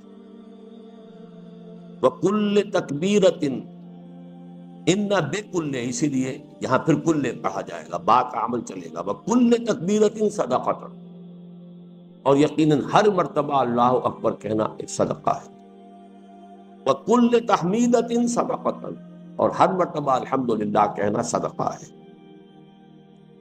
وکل تہلیلۃ صدقۃ، اور ہر مرتبہ لا الہ الا اللہ کہنا یہ صدقہ ہے، وَأَمْرٍ بِالْمَعْرُوفِ صَدَقَةً، اور نیکی کا حکم دینا، مشورہ دینا، نصیحت کرنا صدقہ ہے، وَنَهْيٍ عَنِ مُنْكَرٍ صَدَقَةً، اور کسی بھی برائی سے روکنا صدقہ ہے، وَفِي بُضْعِ أَحَدِكُمْ صَدَقَةً، اور تم جو اپنی بیویوں سے ہم بستری کرتے ہو یہ بھی صدقہ ہے۔ قالوا یا رسول اللہ، اب اس پر وہ حیران ہو گئے، میری باقی ساری باتیں تو سمجھ میں آئیں کہ چلیے تسبیح صدقہ ہے، تحمید صدقہ ہے، تحلیل صدقہ ہے، تکبیر صدقہ ہے، نہی عن المنکر صدقہ ہے، اور امر بالمعروف صدقہ ہے، یہ کیا ہے کہ بیویوں سے اپنے ایک نفسانی تقاضے کو پورا کرنا بھی صدقہ ہے؟ قالوا یا رسول اللہ، یاتی احدنا شہوتہ ویکون لہ فیہا اجر، اے اللہ کے رسول، ہم میں سے کوئی شخص جو ہے وہ تو اپنی بیوی کے پاس جاتا ہے اپنی ایک شہوت کو پورا کرنے کے لیے، تو کیا اس میں اجر بھی؟ قال ارأیتم لو وضعها فی حرام اکان علیہ وزر، آپ نے فرمایا کہ تم نے غور نہیں کیا، اگر وہ اسی بات کو کسی حرام ذریعے سے کرتا تو اس کے اوپر وبال آتا کہ نہیں آتا؟ فَكَذَلِكَ إِذَا وَضَعَهَا فِي الْحَلَالِ كَانَ لَهُ أَجْرٌ، اسی طریقے سے اگر حلال کے ذریعے سے اس نے کیا ہے تو یقیناً اس میں اس کے لیے اجر ہے۔ ایک تو اس میں عبادت کا بہت وسیع تصورات ہیں، ایک انسان کی زندگی صحیح رخ پر ہو، اللہ کی بندگی کرنی ہے ہر حال میں، تو اس کا کھانا بھی عبادت، پینا بھی عبادت، حوائج ضروریہ بھی عبادت، یہاں تک کہ تعلق زن و شوع بھی عبادت، اور باقی پوری زندگی گزر رہی ہو حرام میں اور دنیا کی طلب میں، وہ ساری عبادتیں زیرو سے ضرب کھا کر زیرو ہو جائیں گی، نمازیں بھی زیرو، روزہ بھی زیرو۔ یہ ہے تصور عبادت، جو ہمارے مولویانہ تصورات نے بالکل جس کو کہ غتربود کر دیا، ختم کر دیا، جس کا کوئی تصور ہی موجود نہیں۔ اس حدیث کی ایک اور، یہ تو روایت مسلم ہے، ایک اور روایت میں یہ ہے اس کی باقی حصہ کہ اب انہوں نے وہ تسبیح و تحمید شروع کر دی زیادہ، اور وہ جو تھے دولت مند صحابہ، انہوں نے کہا یہ تم کیا کرنے لگے بھائی، آپ چھپاتے کیسے؟ کہ حضور نے فرمایا تسبیح کرنا بھی صدقہ ہے، انہوں نے بھی شروع کر دیا، ان کا کیا جاتا تھا؟ اب پھر دوبارہ حال کہ اللہ کے رسول، یہ تو انہوں نے بھی شروع کر دیا۔ دیکھیے عام انسانی طبع اور فطرت، ایسا نہیں محسوس ہوتا کہ وہ کوئی سپر ہیومن لوگ تھے، سیدھے رخ پر پڑ جانا، ایمان کا دل میں آ جانا، بس یہی سپر ہیومن ہے۔ حیوانیت سے ابھر آنا، انسان بن جانا، یہی سپر ہیومن ہے، اور سپر مین سپر ہیومن کسی شے کا نام نہیں۔ خطا ہو جائے گی، پھر بھی ہو جائے گی، توبہ کرو۔ تو حضور نے پھر فرمایا کہ بھئی یہ اللہ تعالیٰ کا فضل ہے جس کو وہ چاہتا ہے، یعنی اب اس پہ تمہیں قناعت کرنی چاہیے۔ لا تتمنوا ما فضل اللہ بہ بعضکم علی بعض، سورہ نساء میں ہے۔ تمنا نہ کیا کرو اس چیز کی کہ جس میں اللہ نے تم میں سے بعض کو بعض پر فضیلت دی۔ یہاں قناعت، ٹھیک ہے اللہ نے مجھے یہ دیا ہے، وہ دیا ہے، جس کو دولت دی اس کا حساب بھی تو سخت ہو جائے گا۔ جیسے یہاں انکم ٹیکس والے کھینچے پھرتے ہیں، یہاں صرف یہ ہوتا ہے کہ وہ حکومت کے مخالفین جو ہیں ان کی کھچائی شروع ہوتی ہے، وہاں ہر ایک کی ہونی ہے، وہاں حساب دینا مشکل ہو جائے گا۔ جن کو تھوڑا ملا ان کا حساب بھی ہلکا ہو جائے گا۔ اس اعتبار سے دولت کا کم ہونا جو ہے وہ ان کے لیے اس وقت جو ہے it will be a boon, a blessing in disguise۔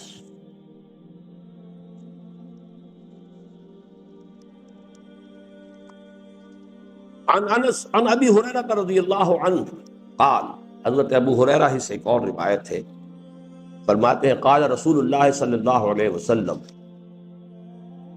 کل سلامہ من الناس علیہ صدقۃ کل یوم تطلع فیہ الشمس،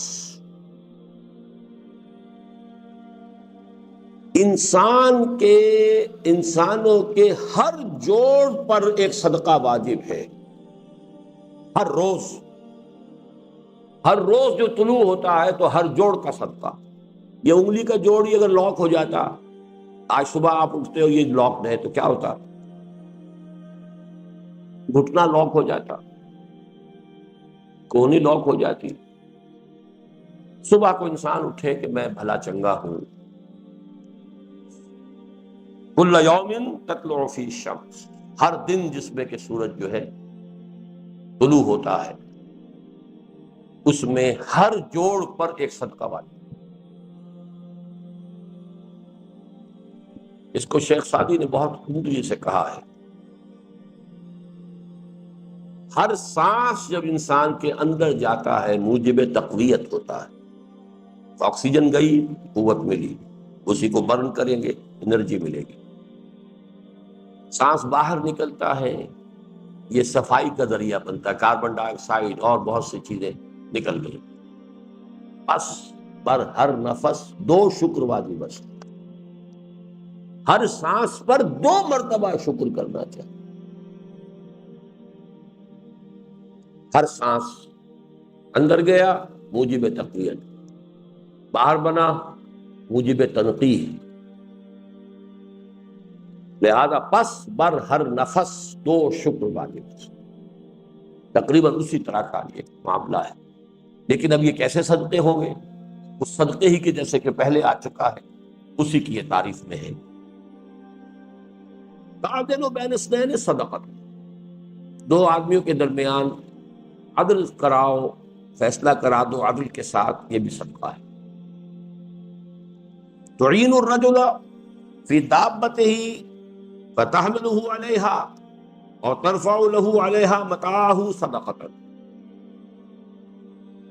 اور تم مدد کرو کسی انسان کی اس کی سواری کے معاملے میں کہ اسے اس پر چڑھنے میں مدد دو، یا یہ کہ اس کی کوئی چیز، اس کا سامان نیچے سے اٹھا کے پکڑا دو، اونٹ پر سوار ہو گیا ہے اب نیچے سے سامان پکڑا رہے ہیں، یہ بھی صدقہ ہے۔ والکلمۃ الطیبۃ صدقۃ، ہر پاک بات جو اپنی زبان سے نکالو گے وہ صدقہ ہے. فلیقل خیرا او لیصمت، بات صحیح کرے، اچھی کہے یا خاموش رہے. ہر اچھی بات جو زبان سے نکلتی صدقہ ہے. وبکل خطوۃ تمشیھا الی الصلاۃ صدقۃ، اور ہر قدم جو وہ نماز کے لیے جاتا ہے تو اٹھاتا ہے یہ صدقہ ہے. وتمیت الاذی عن الطریق صدقۃ، اور راستے میں سے کوئی اذیت شے کو، اذیت بخش چیز کو دور کرتا ہے، کہیں روڑا پڑا ہوا ہے، کہیں کچھ اور ہے، کوئی ٹھوکر کھا جائے گا، کوئی ہو سکتا ہے کوئی اندھا گزرے، اس کے لیے کوئی مصیبت ہو جائے، اس کو اگر ہٹاتے ہوئے چلے گا یہ بھی صدقہ. یہ بھی پھر دین کا وہی جامع تصور کے صدقہ جو ہے اس کو کہتے ہیں. صدقہ صرف یہ ہے کالا بکرا لا کے ذبح کر کے وہ گوشت اس کا بانٹا جائے تو وہ صدقہ ہے.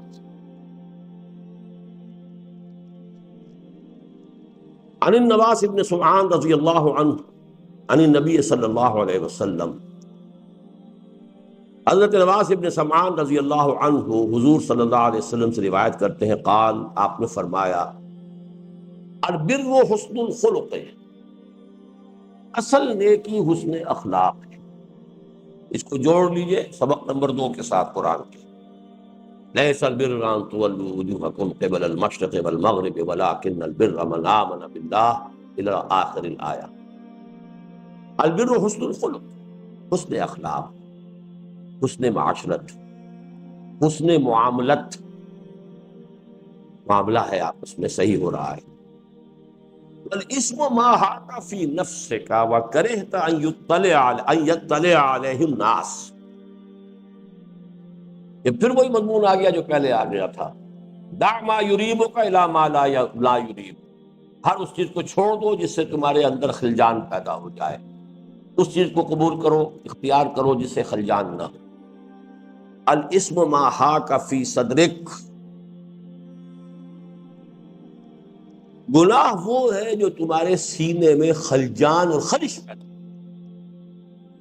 یہ پھر وہی ہے vote of confidence on human nature, human conscience. لا اقسم بالیوم القیامت ولا اقسم بالنفس اللوامہ، نفس لوامہ کی قسم کھائی گئی کہ انسان میں نیکی اور بدی کا شعور ودیت کیا گیا ہے. طبیعت انسانی جو ہے نیکی کی طرف مائل ہے، بدی سے روکنا چاہتی ہے، فطرت انسانی، اگرچہ وہ نفس امارہ کے چکر میں آ کے شیطان کے اغوا کا شکار ہو کر غلط راستے پر چلا جائے. لیکن یہاں ایک اور بات کہی ہے. ایک تو یہ نا کہ آپ کے اپنے سینے میں خلجان ہو گیا، آپ کا اپنا کانشنس، مائی کانشنس از بائٹنگ می، یہ ایک پہلو ہے.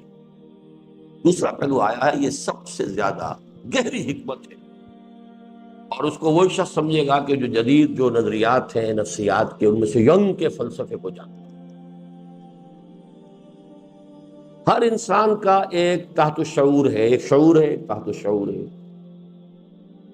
وہ کہتا ہے کہ ہر قوم کا ایک اجتماعی تحت الشعور بھی ہوتا،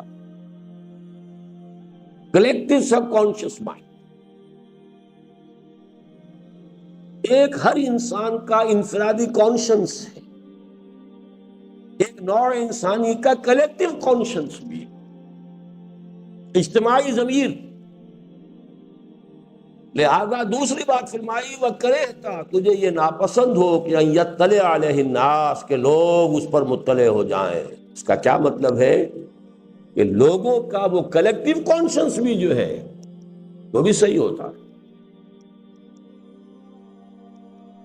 تبھی تو آپ نہیں چاہتے کہ یہ معلوم ہو لوگوں کو.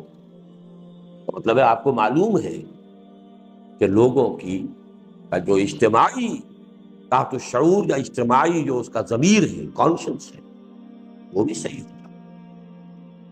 وہ غلط بات کو غلط ہی سمجھے، اور آپ اسی لیے نہیں چاہتے کہ اس کی اطلاع کسی کو ہوتا، اس کو معلوم ہو جائے کسی کو. وَكَرِهْتَ أَن يُطَّلَعَ عَلَيْهِ، بعض روایات میں جو مجھے یاد تھی، أَن يُطَّلَعَ عَلَيْهِ، کہ اس پر مطلع ہو جائیں لوگ.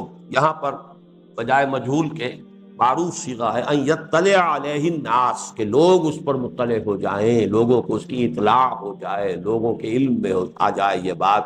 یہ تمہیں ناپسند ہے اگر، تو پھر یہ چیز برائی ہے. تمہارے دل میں خلجان پیدا کیا برائی ہے۔ رواہ مسلم۔ وعن وابس بن معبد رضی اللہ عنہ قال، اب یہاں انہوں نے ایک حدیث میں دو جمع کر دی، اس سے پہلے بھی ایک دفعہ ایسا ہوا ہے۔ حضرت وابسہ ابن معبد رضی اللہ عنہ فرماتے ہیں جئتا، میں حضور کی خدمت میں حاضر ہوا تو حضور نے فرمایا جئتا تسأل عن البر، وابسہ تم اس لیے آئے ہو کہ پوچھو کہ بر کسے کہتے، نیکی کسے کہتے؟ قلت نعم۔ اب یہ ہے حضور کا جو علم غیب، یعنی اللہ تعالیٰ نے مطلع فرما دیا کہ یہ وابسہ جو چل کر آپ کے پاس آ رہا ہے یہ پوچھنے آ رہا۔ قلت نعم، میں نے عرض کیا تو حضور صحیح ہے، آپ نے صحیح فرمایا، میں آپ سے یہی جاننا چاہتا ہوں بر کی تعریف کیا ہے۔ قال استفت قلبک، اپنے دل سے پوچھ لیا۔ یہ بھی وہی ووٹ آف کانفیڈنس ہے، ضمیر انسانی، ولا اقسم بالنفس اللوامہ۔ استفت قلبک، البر ما اطمأنت الیہ النفس واطمأن الیہ القلب، نیکی وہ ہے جس پر کہ انسان کی طبیعت اور انسان کا دل مطمئن ہو، خلجان نہ ہو، تشویش نہ ہو، اس پر اطمینان ہو جائے۔ والاسم ما حاک فی النفس، اور بدی وہ ہے کہ جو طبیعت میں، جی میں خلجان اور تشویش پیدا کر دے، وتردد فی الصدر، اور سینے میں تردد پیدا کر دے۔ وَإِنْ أَفْتَاكَ النَّاسُ وَأَفْتُوكَ وَأَفْتَوْكَ،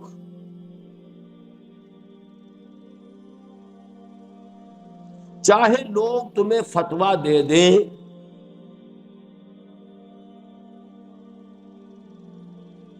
اور یہ فتویٰ دہراتے رہے، وَإِنْ أَفْتَاكَ النَّاسُ وَأَفْتَوْكَ، فتویٰ دے تمہیں کہ یہ چیز ہے، جائز ہے، جائز ہے، جائز ہے، فتویٰ دیتے رہے، دل مطمئن نہیں ہے تو مت کرنا۔ پھر یہاں تو دوبارہ میں آپ کو یاد دلا دوں نور الدین زنگی کے ولی عہد کا معاملہ۔ مرض وفات میں تھے، اطباء نے کہا کہ اب تو شراب پینے سے کچھ امید ہے کہ جانور ہو سکتے ہیں۔ انہوں نے کہا وہ تو حرام ہے، تو میں کیسے پی سکتا ہوں؟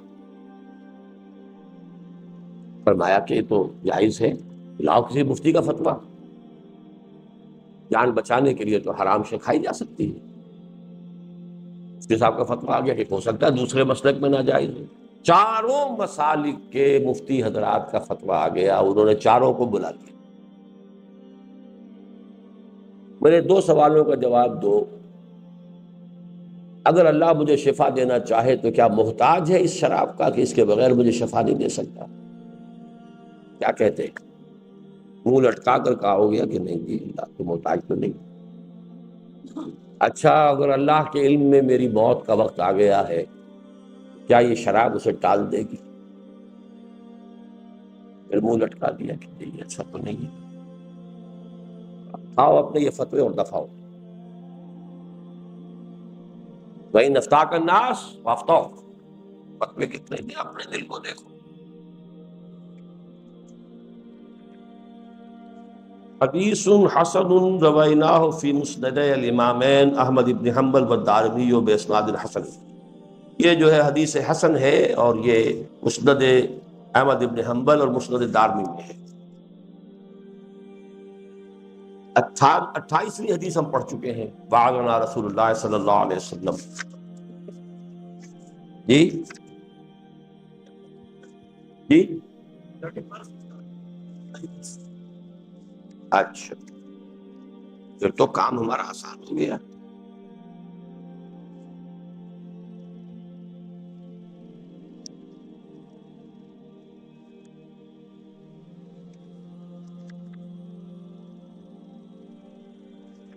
اس کو چھوڑ دیجئے، 31ویں کو 32ویں پر آئیے۔ عن ابی سعید سعد ابن مالک ابن سنان الخدری رضی اللہ عنہ.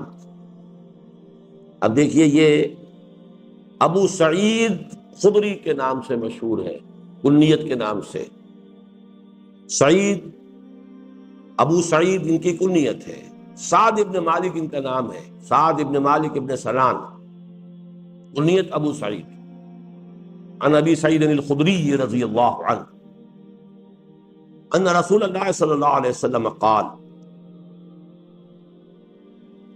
لا ضرر ولا ضرار. یہ اسلام کے قانونی نظام کا ایک بہت اہم بڑا بنیادی جو ہے اصول ہے. حدیث حسن رواہ ابن ماجہ والدارقطنی وغیرہما مسندا ورواہ مالک فی الموطا مرسلا عن عمرو بن یحییٰ عن ابیہ عن النبی صلی اللہ علیہ وسلم فاسقط ابا سعید وله طرق یقوی بعضها بعضا. یہ حدیث چونکہ نہ تو صحیح بخاری کی ہے نہ صحیح مسلم کی ہے، یہ سنن ابن ماجہ میں ہے. بہرحال حدیث کی کتابوں میں اس کا اتنا اونچا درجہ نہیں ہے، اس لیے یہ ساری بحث امام نووی نے کی ہے. امام مالک لائے ہیں اس کو اپنی موطا میں، اگرچہ مرسل لائے ہیں. اس میں حضرت ابو سعید کا نام نہیں آیا. ابو سعید خدری کے حوالے سے بجائے مرسل اسی کو کہتے ہیں جو براہ راست حضور سے جس کو قول کو نقل کر دیا جائے. لیکن چونکہ اس حدیث کے بہت سے طرق ہیں، بہت سے روایتوں میں یہ آئی ہے جس سے کہ ایک دوسرے کو تقویت حاصل ہو جاتی ہے، اس لیے یہ معتمد علیہ حدیث ہے. لا ضرر ولا ضرار. یہ ضرار کون سا باب ہے؟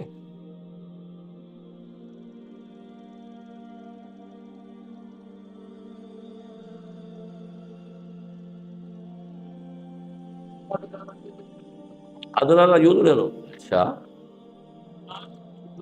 دار یضر. اچھا،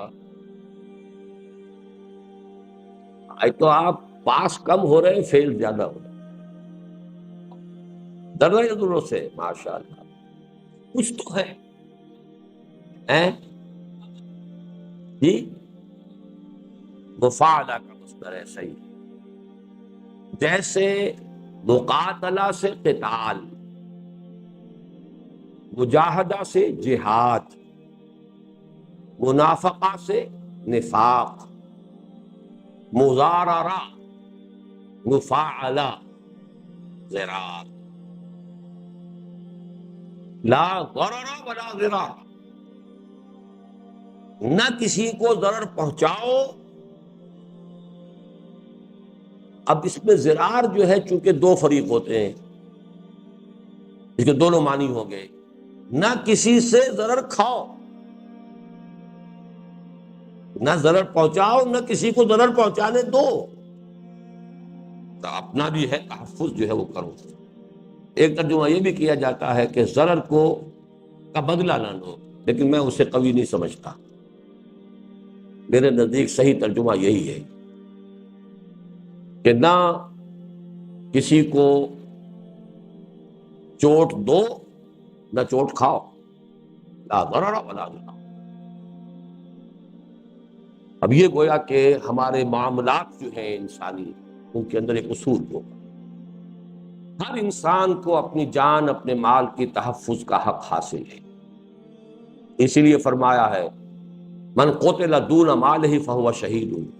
جو شخص اپنے مال کی حفاظت کرتے ہوئے مارا جائے وہ شہید ہے. اس نے کسی کو قتل کرنے کا ارادہ نہیں کیا تھا، اس نے کسی کو نقصان پہنچایا نہیں تھا، وہ اپنے مال کی حفاظت، اپنی جان کی حفاظت کر رہا تھا. اس حوالے سے اس کو شہادت کا درجہ ملتا ہے. لا ضرر ولا ضرار، نہ ضرر پہنچانا ہے اور نہ ضرر پہنچنے دینا ہے اپنے آپ کو. یہ معاشرہ جو ہے اس طرح کا چوکس ہونا چاہیے. اسی ضمن میں بہترین قول جو ہے حضرت مسیح کا ہے، سانپ کی طرح چوکنے اور ہوشیار، اور فاختہ کی طرح بے ضرر بنو. فاختہ کسی کو ضرر جو ہے وہ نہیں پہنچاتی، لیکن سانپ بھی ایسا چوکنا رہتا، ضرر نہیں کھاتا. ہاں اس کو ضرر پہنچائی جائے تو عام طور پر بھی یہ ہے کہ کاٹتا نہیں ہے. وہ کاٹتا اسی وقت ہے جب اس کو اپنی جان کا اندیشہ ہو. اس کے اوپر کسی کا پاؤں آ گیا تو ظاہر بات ہے وہ تو سمجھ رہا ہے کہ مجھے مارنے لگا ہے، ڈسے سانپ کے مانند ہوشیار کہ تمہیں کوئی ضرر پہنچا نہ سکے، لیکن فاختہ کے مانند بے ضرر بنو، لا غرر ولا ضرار۔ اسی طرح اسلام کے قانون عدلی، قانون عدالتی کا یہ ایک بہت اہم اصول ہے جو اگلی حدیث میں آ رہا ہے۔ عن ابن عباس رضی اللہ عنہما ان رسول اللہ صلی اللہ علیہ وسلم قال، حضرت عبداللہ ابن عباس رضی اللہ تعالیٰ عنہ سے مروی ہے کہ اللہ کے رسول صلی اللہ علیہ وسلم نے فرمایا، لو یعطى الناس بدعواهم لادعى رجال اموال قوم ودماءهم لیکن البینۃ علی المدعی والیمین علی من انکر۔ حدیث حسن رواہ البیہقی وغیرہما ہکذا وبعضہ فی الصحیحین۔ بعضہ فی الصحیحین، اس حدیث کا کچھ حصہ تو صحیحین میں بھی ہے، لیکن اس طرح مکمل حدیث جو ہے وہ امام بیہقی لائے ہیں۔ اب دیکھیے کہ امام نووی نے یہ نہیں کیا ہے کہ معیار معین کر لیں کہ صرف بخاری کی یا صرف جو ہے وہ مسلم کی روایت لینی ہے، نیچے جانا ہی نہیں۔ اب بیہقی جو ہے وہ تو بہت ہی نیچے آ جاتا ہے، یعنی جہاں تک کہ محدثین کے اور جو مجموعہ احادیث ہیں ان کا جو درجے ہیں ان میں بہت نیچے ہے بیہقی۔ لیکن یہ کہ جو حدیث کے حکمت کے جو ہیرے اور موتی موجود ہیں چاہے وہاں ہیں تو وہ ملنے چاہیے۔ اسی پر اب چونکہ بات آ گئی ہے تو میں آپ کو بتا دوں، درایت کا اور روایت کا ایک مسئلہ ہے کہ جو ٹکراتا ہے حدیث کے معاملے، چونکہ محدثین نے تو ایک چھلنی لگا دی، یہ اصول ہوں گے تو حدیث قبول کریں گے ورنہ نہیں کریں گے۔ ہو سکتا ہے کہ صحیح ترین قول حضور کا روایت کے اعتبار سے اس معیار پر پورا نہ اترے، اس لیے کہ روایت تو بالکل دوسری شے ہے۔ کسی شے کا سچ ہونا اور ہے، سچ ثابت ہونا اور ہے، زمین و آسمان کا فرق ہے۔ آپ کی عدالتوں میں سچ مقدمہ پورا سچ لڑا تو شاید کوئی بھی کامیاب نہ ہو جب تک کچھ نہ کچھ جھوٹ شامل نہ کیا جائے۔ اسے قانون کے تقاضے ہوتے ہیں۔ حضرت علی کی زنا کا مقدمہ قاضی شرح نے خارج کر دیا، کیا حضرت علی جھوٹ بول سکتے تھے؟ آپ کے بیٹے اور غلام کی گواہی قبول نہیں ہو سکتی، کوئی اور گواہ ہے تو لائیے، کوئی اور گواہ ہے نہیں، مقدمہ خارج۔ تو کسی شے کا سچا ہونا اور ہے اور اس کا سچا ثابت ہو جانا یہ اور ہے۔ حدیث کا صحیح ہونا روایت کے اعتبار سے اور ہے، اور حدیث کا صحیح ثابت ہو جانا روایت کے اعتبار سے ہی اور ہے۔ اس حوالے سے ہمیں حکمت دین کے موتی کمتر درجے کے ذخیرے جو ہے ان میں سے بھی چن لینے چاہیے، لیکن یہ کام وہ شخص کرے جو حکمت قرآنی کو سمجھ چکا، اس کے اندر وہ بن چکا ہو، خاکہ انفراسٹرکچر بن چکا ہو کہ حکمت قرآنی کا صغرا کبرا، اصول جو ہے تشریح کے، اس کی بنیادیں، اس کی فروعات، کیا اس کا نظام ہے، یہ اگر ذہن میں بنا ہوا ہے تو انسان جو ہے پھر نسبتاً جو ضعیف حدیث ہے اس کو بھی اگر وہ پورے اس تانے بانے میں فٹ بیٹھ رہی ہے تو وہ قبول کر لے۔ اسی لیے ہمارے عام اصول ہے کہ فضائل کے ضمن میں ضعیف احادیث قبول کر لی جاتی ہے، البتہ قانون جہاں حلال اور حرام کا ثابت ہو رہا وہاں نہیں، وہاں روایت کا معاملہ جو ہے اس کو افضلیت حاصل رہے گی۔ لیکن فضائل ہے، فلسفہ ہے، حکمت ہے، اس میں ضعیف موضوع نہیں۔ کچھ حدیثیں وہ ہیں جن کا موضوع ہونا ثابت ہو گیا، یہ تو وضع کی ہے، وہ الگ ہے۔ ضعیف وہ ہے کہ جس کا موضوع ہونا ثابت نہیں ہے لیکن اس کا صحیح ہونا بھی ثابت نہیں ہے۔ یہ بالکل وہی بات ہے، الحلال بین والحرام بین وبینہما مشتبہات۔ تو یہ جو ضعیف احادیث ہے وہ مشتبہات میں سے ہیں، اور ان کو لیا جا سکتا ہے بشرطے کہ وہ قرآن مجید کا جو مین سٹرکچر ہے، تانا بانا ہے، جو حدیث اور حدیث رسول کو بھی اس میں شامل کیجئے، ان سے جو بنیادی حکمت کا تانا بانا بنتا ہے اس میں فٹ بیٹھ لیتے ہیں۔ اب یہ حضور اس روایت کے روح سے فرما رہے ہیں، عبداللہ ابن عباس رضی اللہ تعالی عنہما سے روایت ہے، لو یعطى الناس بدعواہم، اگر لوگوں کو ہر وہ شے دے دی جائے جس کا وہ دعویٰ کریں،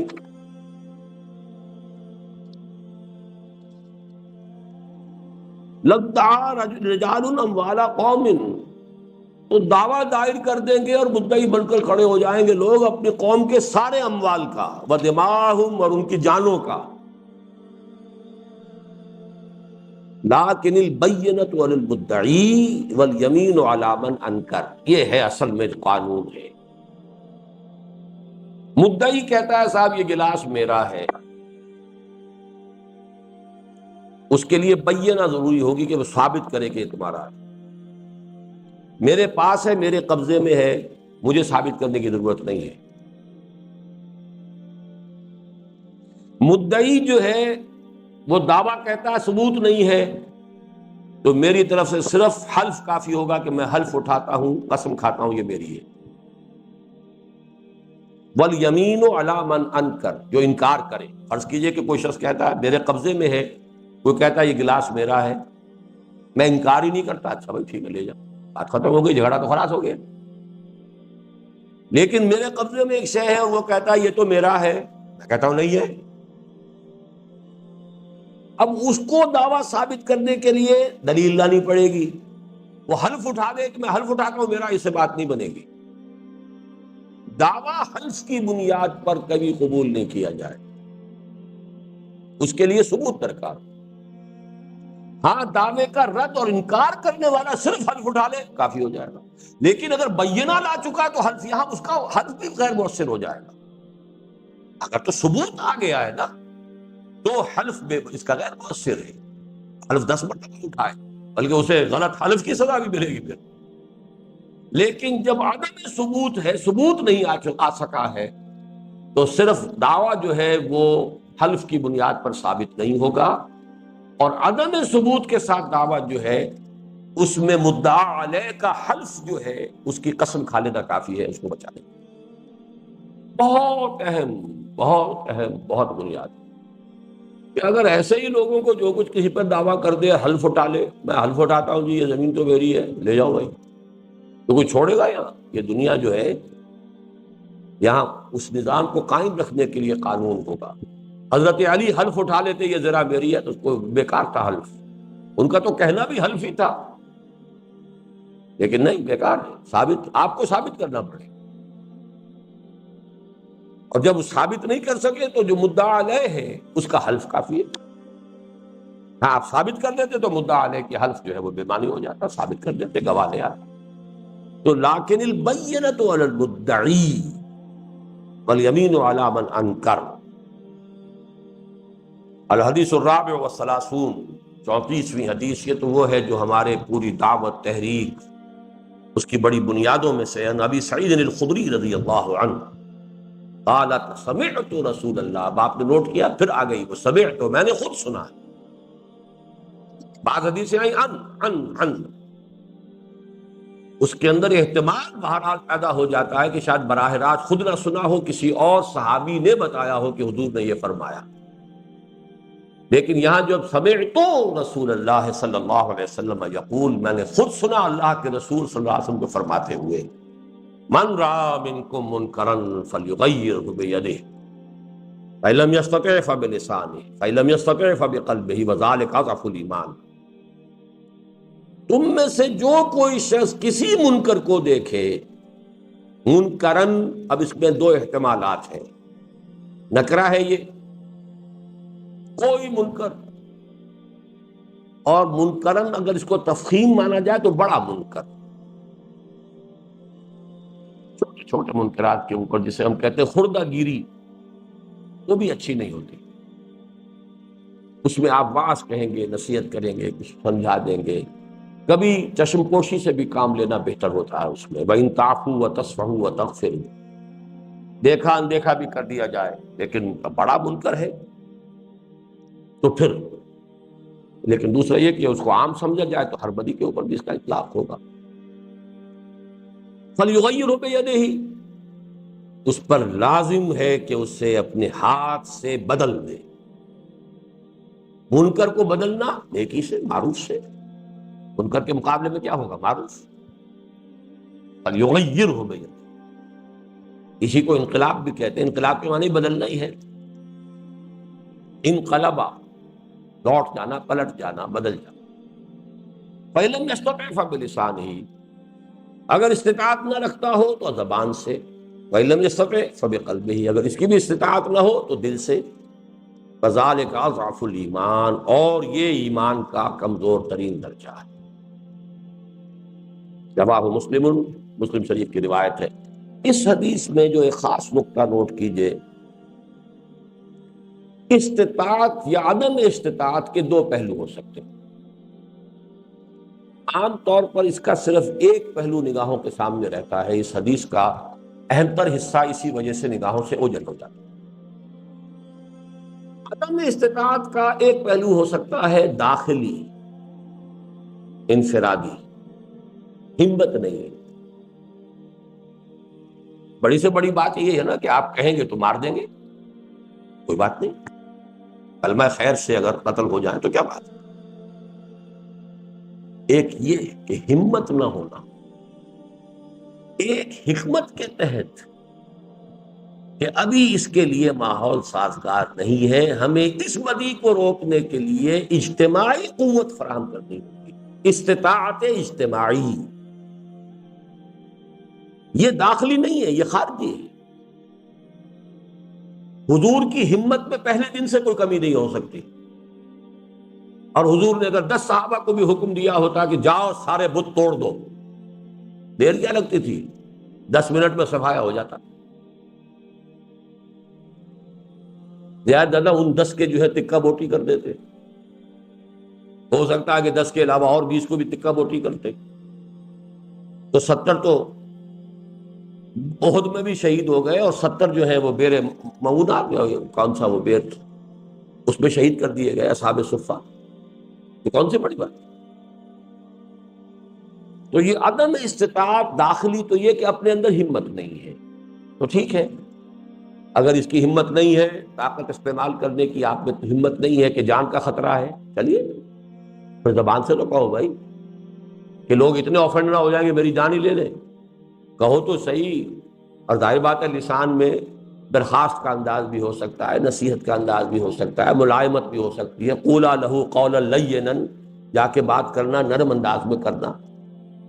اور اگر یہ صورت اتنی بھی ہمت نہ ہو کہ ناراضی ہو جائیں گے، یہ بھی بگڑ جائیں گے، یہ گویا کہ اندر کے ایمان کی کمزوری ہے کہ جو اس میں سامنے آ رہی ہے. تو آخری درجہ جو ہے وہ ایمان کی کمزوری کا یہ ہے کہ کم سے کم نفرت رکھو اس سے. یہ نفرت بھی گئی تو ایمان گیا. وائے ناکامی متائے کارواں جاتا رہا، اور کارواں کے دل سے احساس زیاں جاتا. ایک پہلو وہ ہے جو میں نے واضح کیا ہے، اور منہج انقلاب نبوی کے اعتبار سے یہ دوسرا پہلو اہم تر ہے. ہمت کی کوئی کمی نہیں تھی، نہ حضور میں نہ صحابہ میں. اتنی جانیں دینے کے لیے ہر وقت تیار تھے. مصلحت کا تقاضا نہیں تھا، اس لیے 12 برس تک اسی کعبے کا طواف کیا ہے جس میں بت رکھے تھے. اسی صحن کعبہ میں نماز پڑھی ہے جہاں آگے بھی بت، پیچھے بھی بت، دائیں بھی بت، بائیں بھی بت. اور یہ تو میں پہلے تو کہا کرتا تھا صرف مکی دور کے 12 برس، 7 برس اور شامل کر لیجئے. سن 7 ہجری میں، ہجری فتح مکہ سے صرف 1 سال قبل جب عمرہ قضا کے لیے گئے ہیں تو اسی کعبے کا طواف کیا جس میں سارے بت موجود تھے. تو کیا اسے ہم کہیں گے کہ ایمان کی کمزوری تھی حضور کی اور صحابہ کی؟ معاذ اللہ، سبحان اللہ. تو ایک ہے مصلحت، اور مصلحت بھی ذاتی نہیں، مصلحت اجتماعی، اس کام کی مصلحت. حکمت انقلاب، اس کے حوالے سے مصلحت. ذاتی بات تو ہمت کی ہو جائے گی. اس کے اعتبار سے تو یہ ہے کہ اگر چلیے نہیں ہے، مومن ضعیف بھی ہوتا ہے، مومن قوی بھی ہوتا ہے. المومن القوی خیر من المومن الضعیف. لیکن یہ کہ اللہ تعالیٰ نے اپنے دین میں گنجائش سب کے لیے رکھی ہے، قوی بھی ہے، ضعیف بھی ہے. لیکن یہ کہ اس کے اعتبار سے تو یہ بات واضح ہو گئی، اعلیٰ درجہ ہے آدمی مرنے کے لیے ہر وقت تیار رہے، اتنا نہ ہو تو چلے نرم الفاظ کے اندر کم سے کم نکیر تو کرے، اتنا بھی نہ ہو تو خاموش رہے، اپنے تالا بھی ڈالے رکھے زبان پر اور ہونٹوں پر، تو دل میں نفرت ضرور رکھے۔ جب یہ ختم ہو جائے گا تو پھر ایمان نہیں، ذالک حق الایمان۔ لیکن دوسرا پہلو اجتماعی جو میں نے عرض کیا ہے اس کو ہمیشہ سامنے رکھیے، اور یہ بہت اہم پہلو ہے۔ طاقت، وہ بھی طاقت تھی، اجتماعی طاقت فراہم کرنا کہ ایک جماعت وجود میں آ گئی ہو، مربوط ہو، مضبوط ہو، منظم ہو، سرفروشی کے لیے تیار ہو، جانے دینے کے لیے تیار ہو۔ سن 6 میں 1400 یا 1800 میں بیعت علی الموت کی ہے، بیعت علی الموت، بیعت رضوان، بیعت علی اللہ نفرہ، نہیں بھاگیں گے یہاں سے، اس پر بیعت کی ہے، معلوم ہو گیا طاقت ہے۔ پھر آپ نے چڑھائی کی ہے، پھر صلح کی پیشکش کو بھی رد کر دیا۔ صلح جب ٹوٹ گئی ان کی طرف سے، تو پھر دوبارہ ان کی طرف سے جب ریویو کرنے کی درخواست آئی ہے، ریجیکٹ۔ السلام علیکم ورحمۃ اللہ وبرکاتہ۔ اس طرح کی مزید انبیٹیبل ویڈیوز دیکھنے کے لیے ہمارے اس چینل انٹرنل فیتھ کو سبسکرائب کریں۔ آپ کا شکریہ۔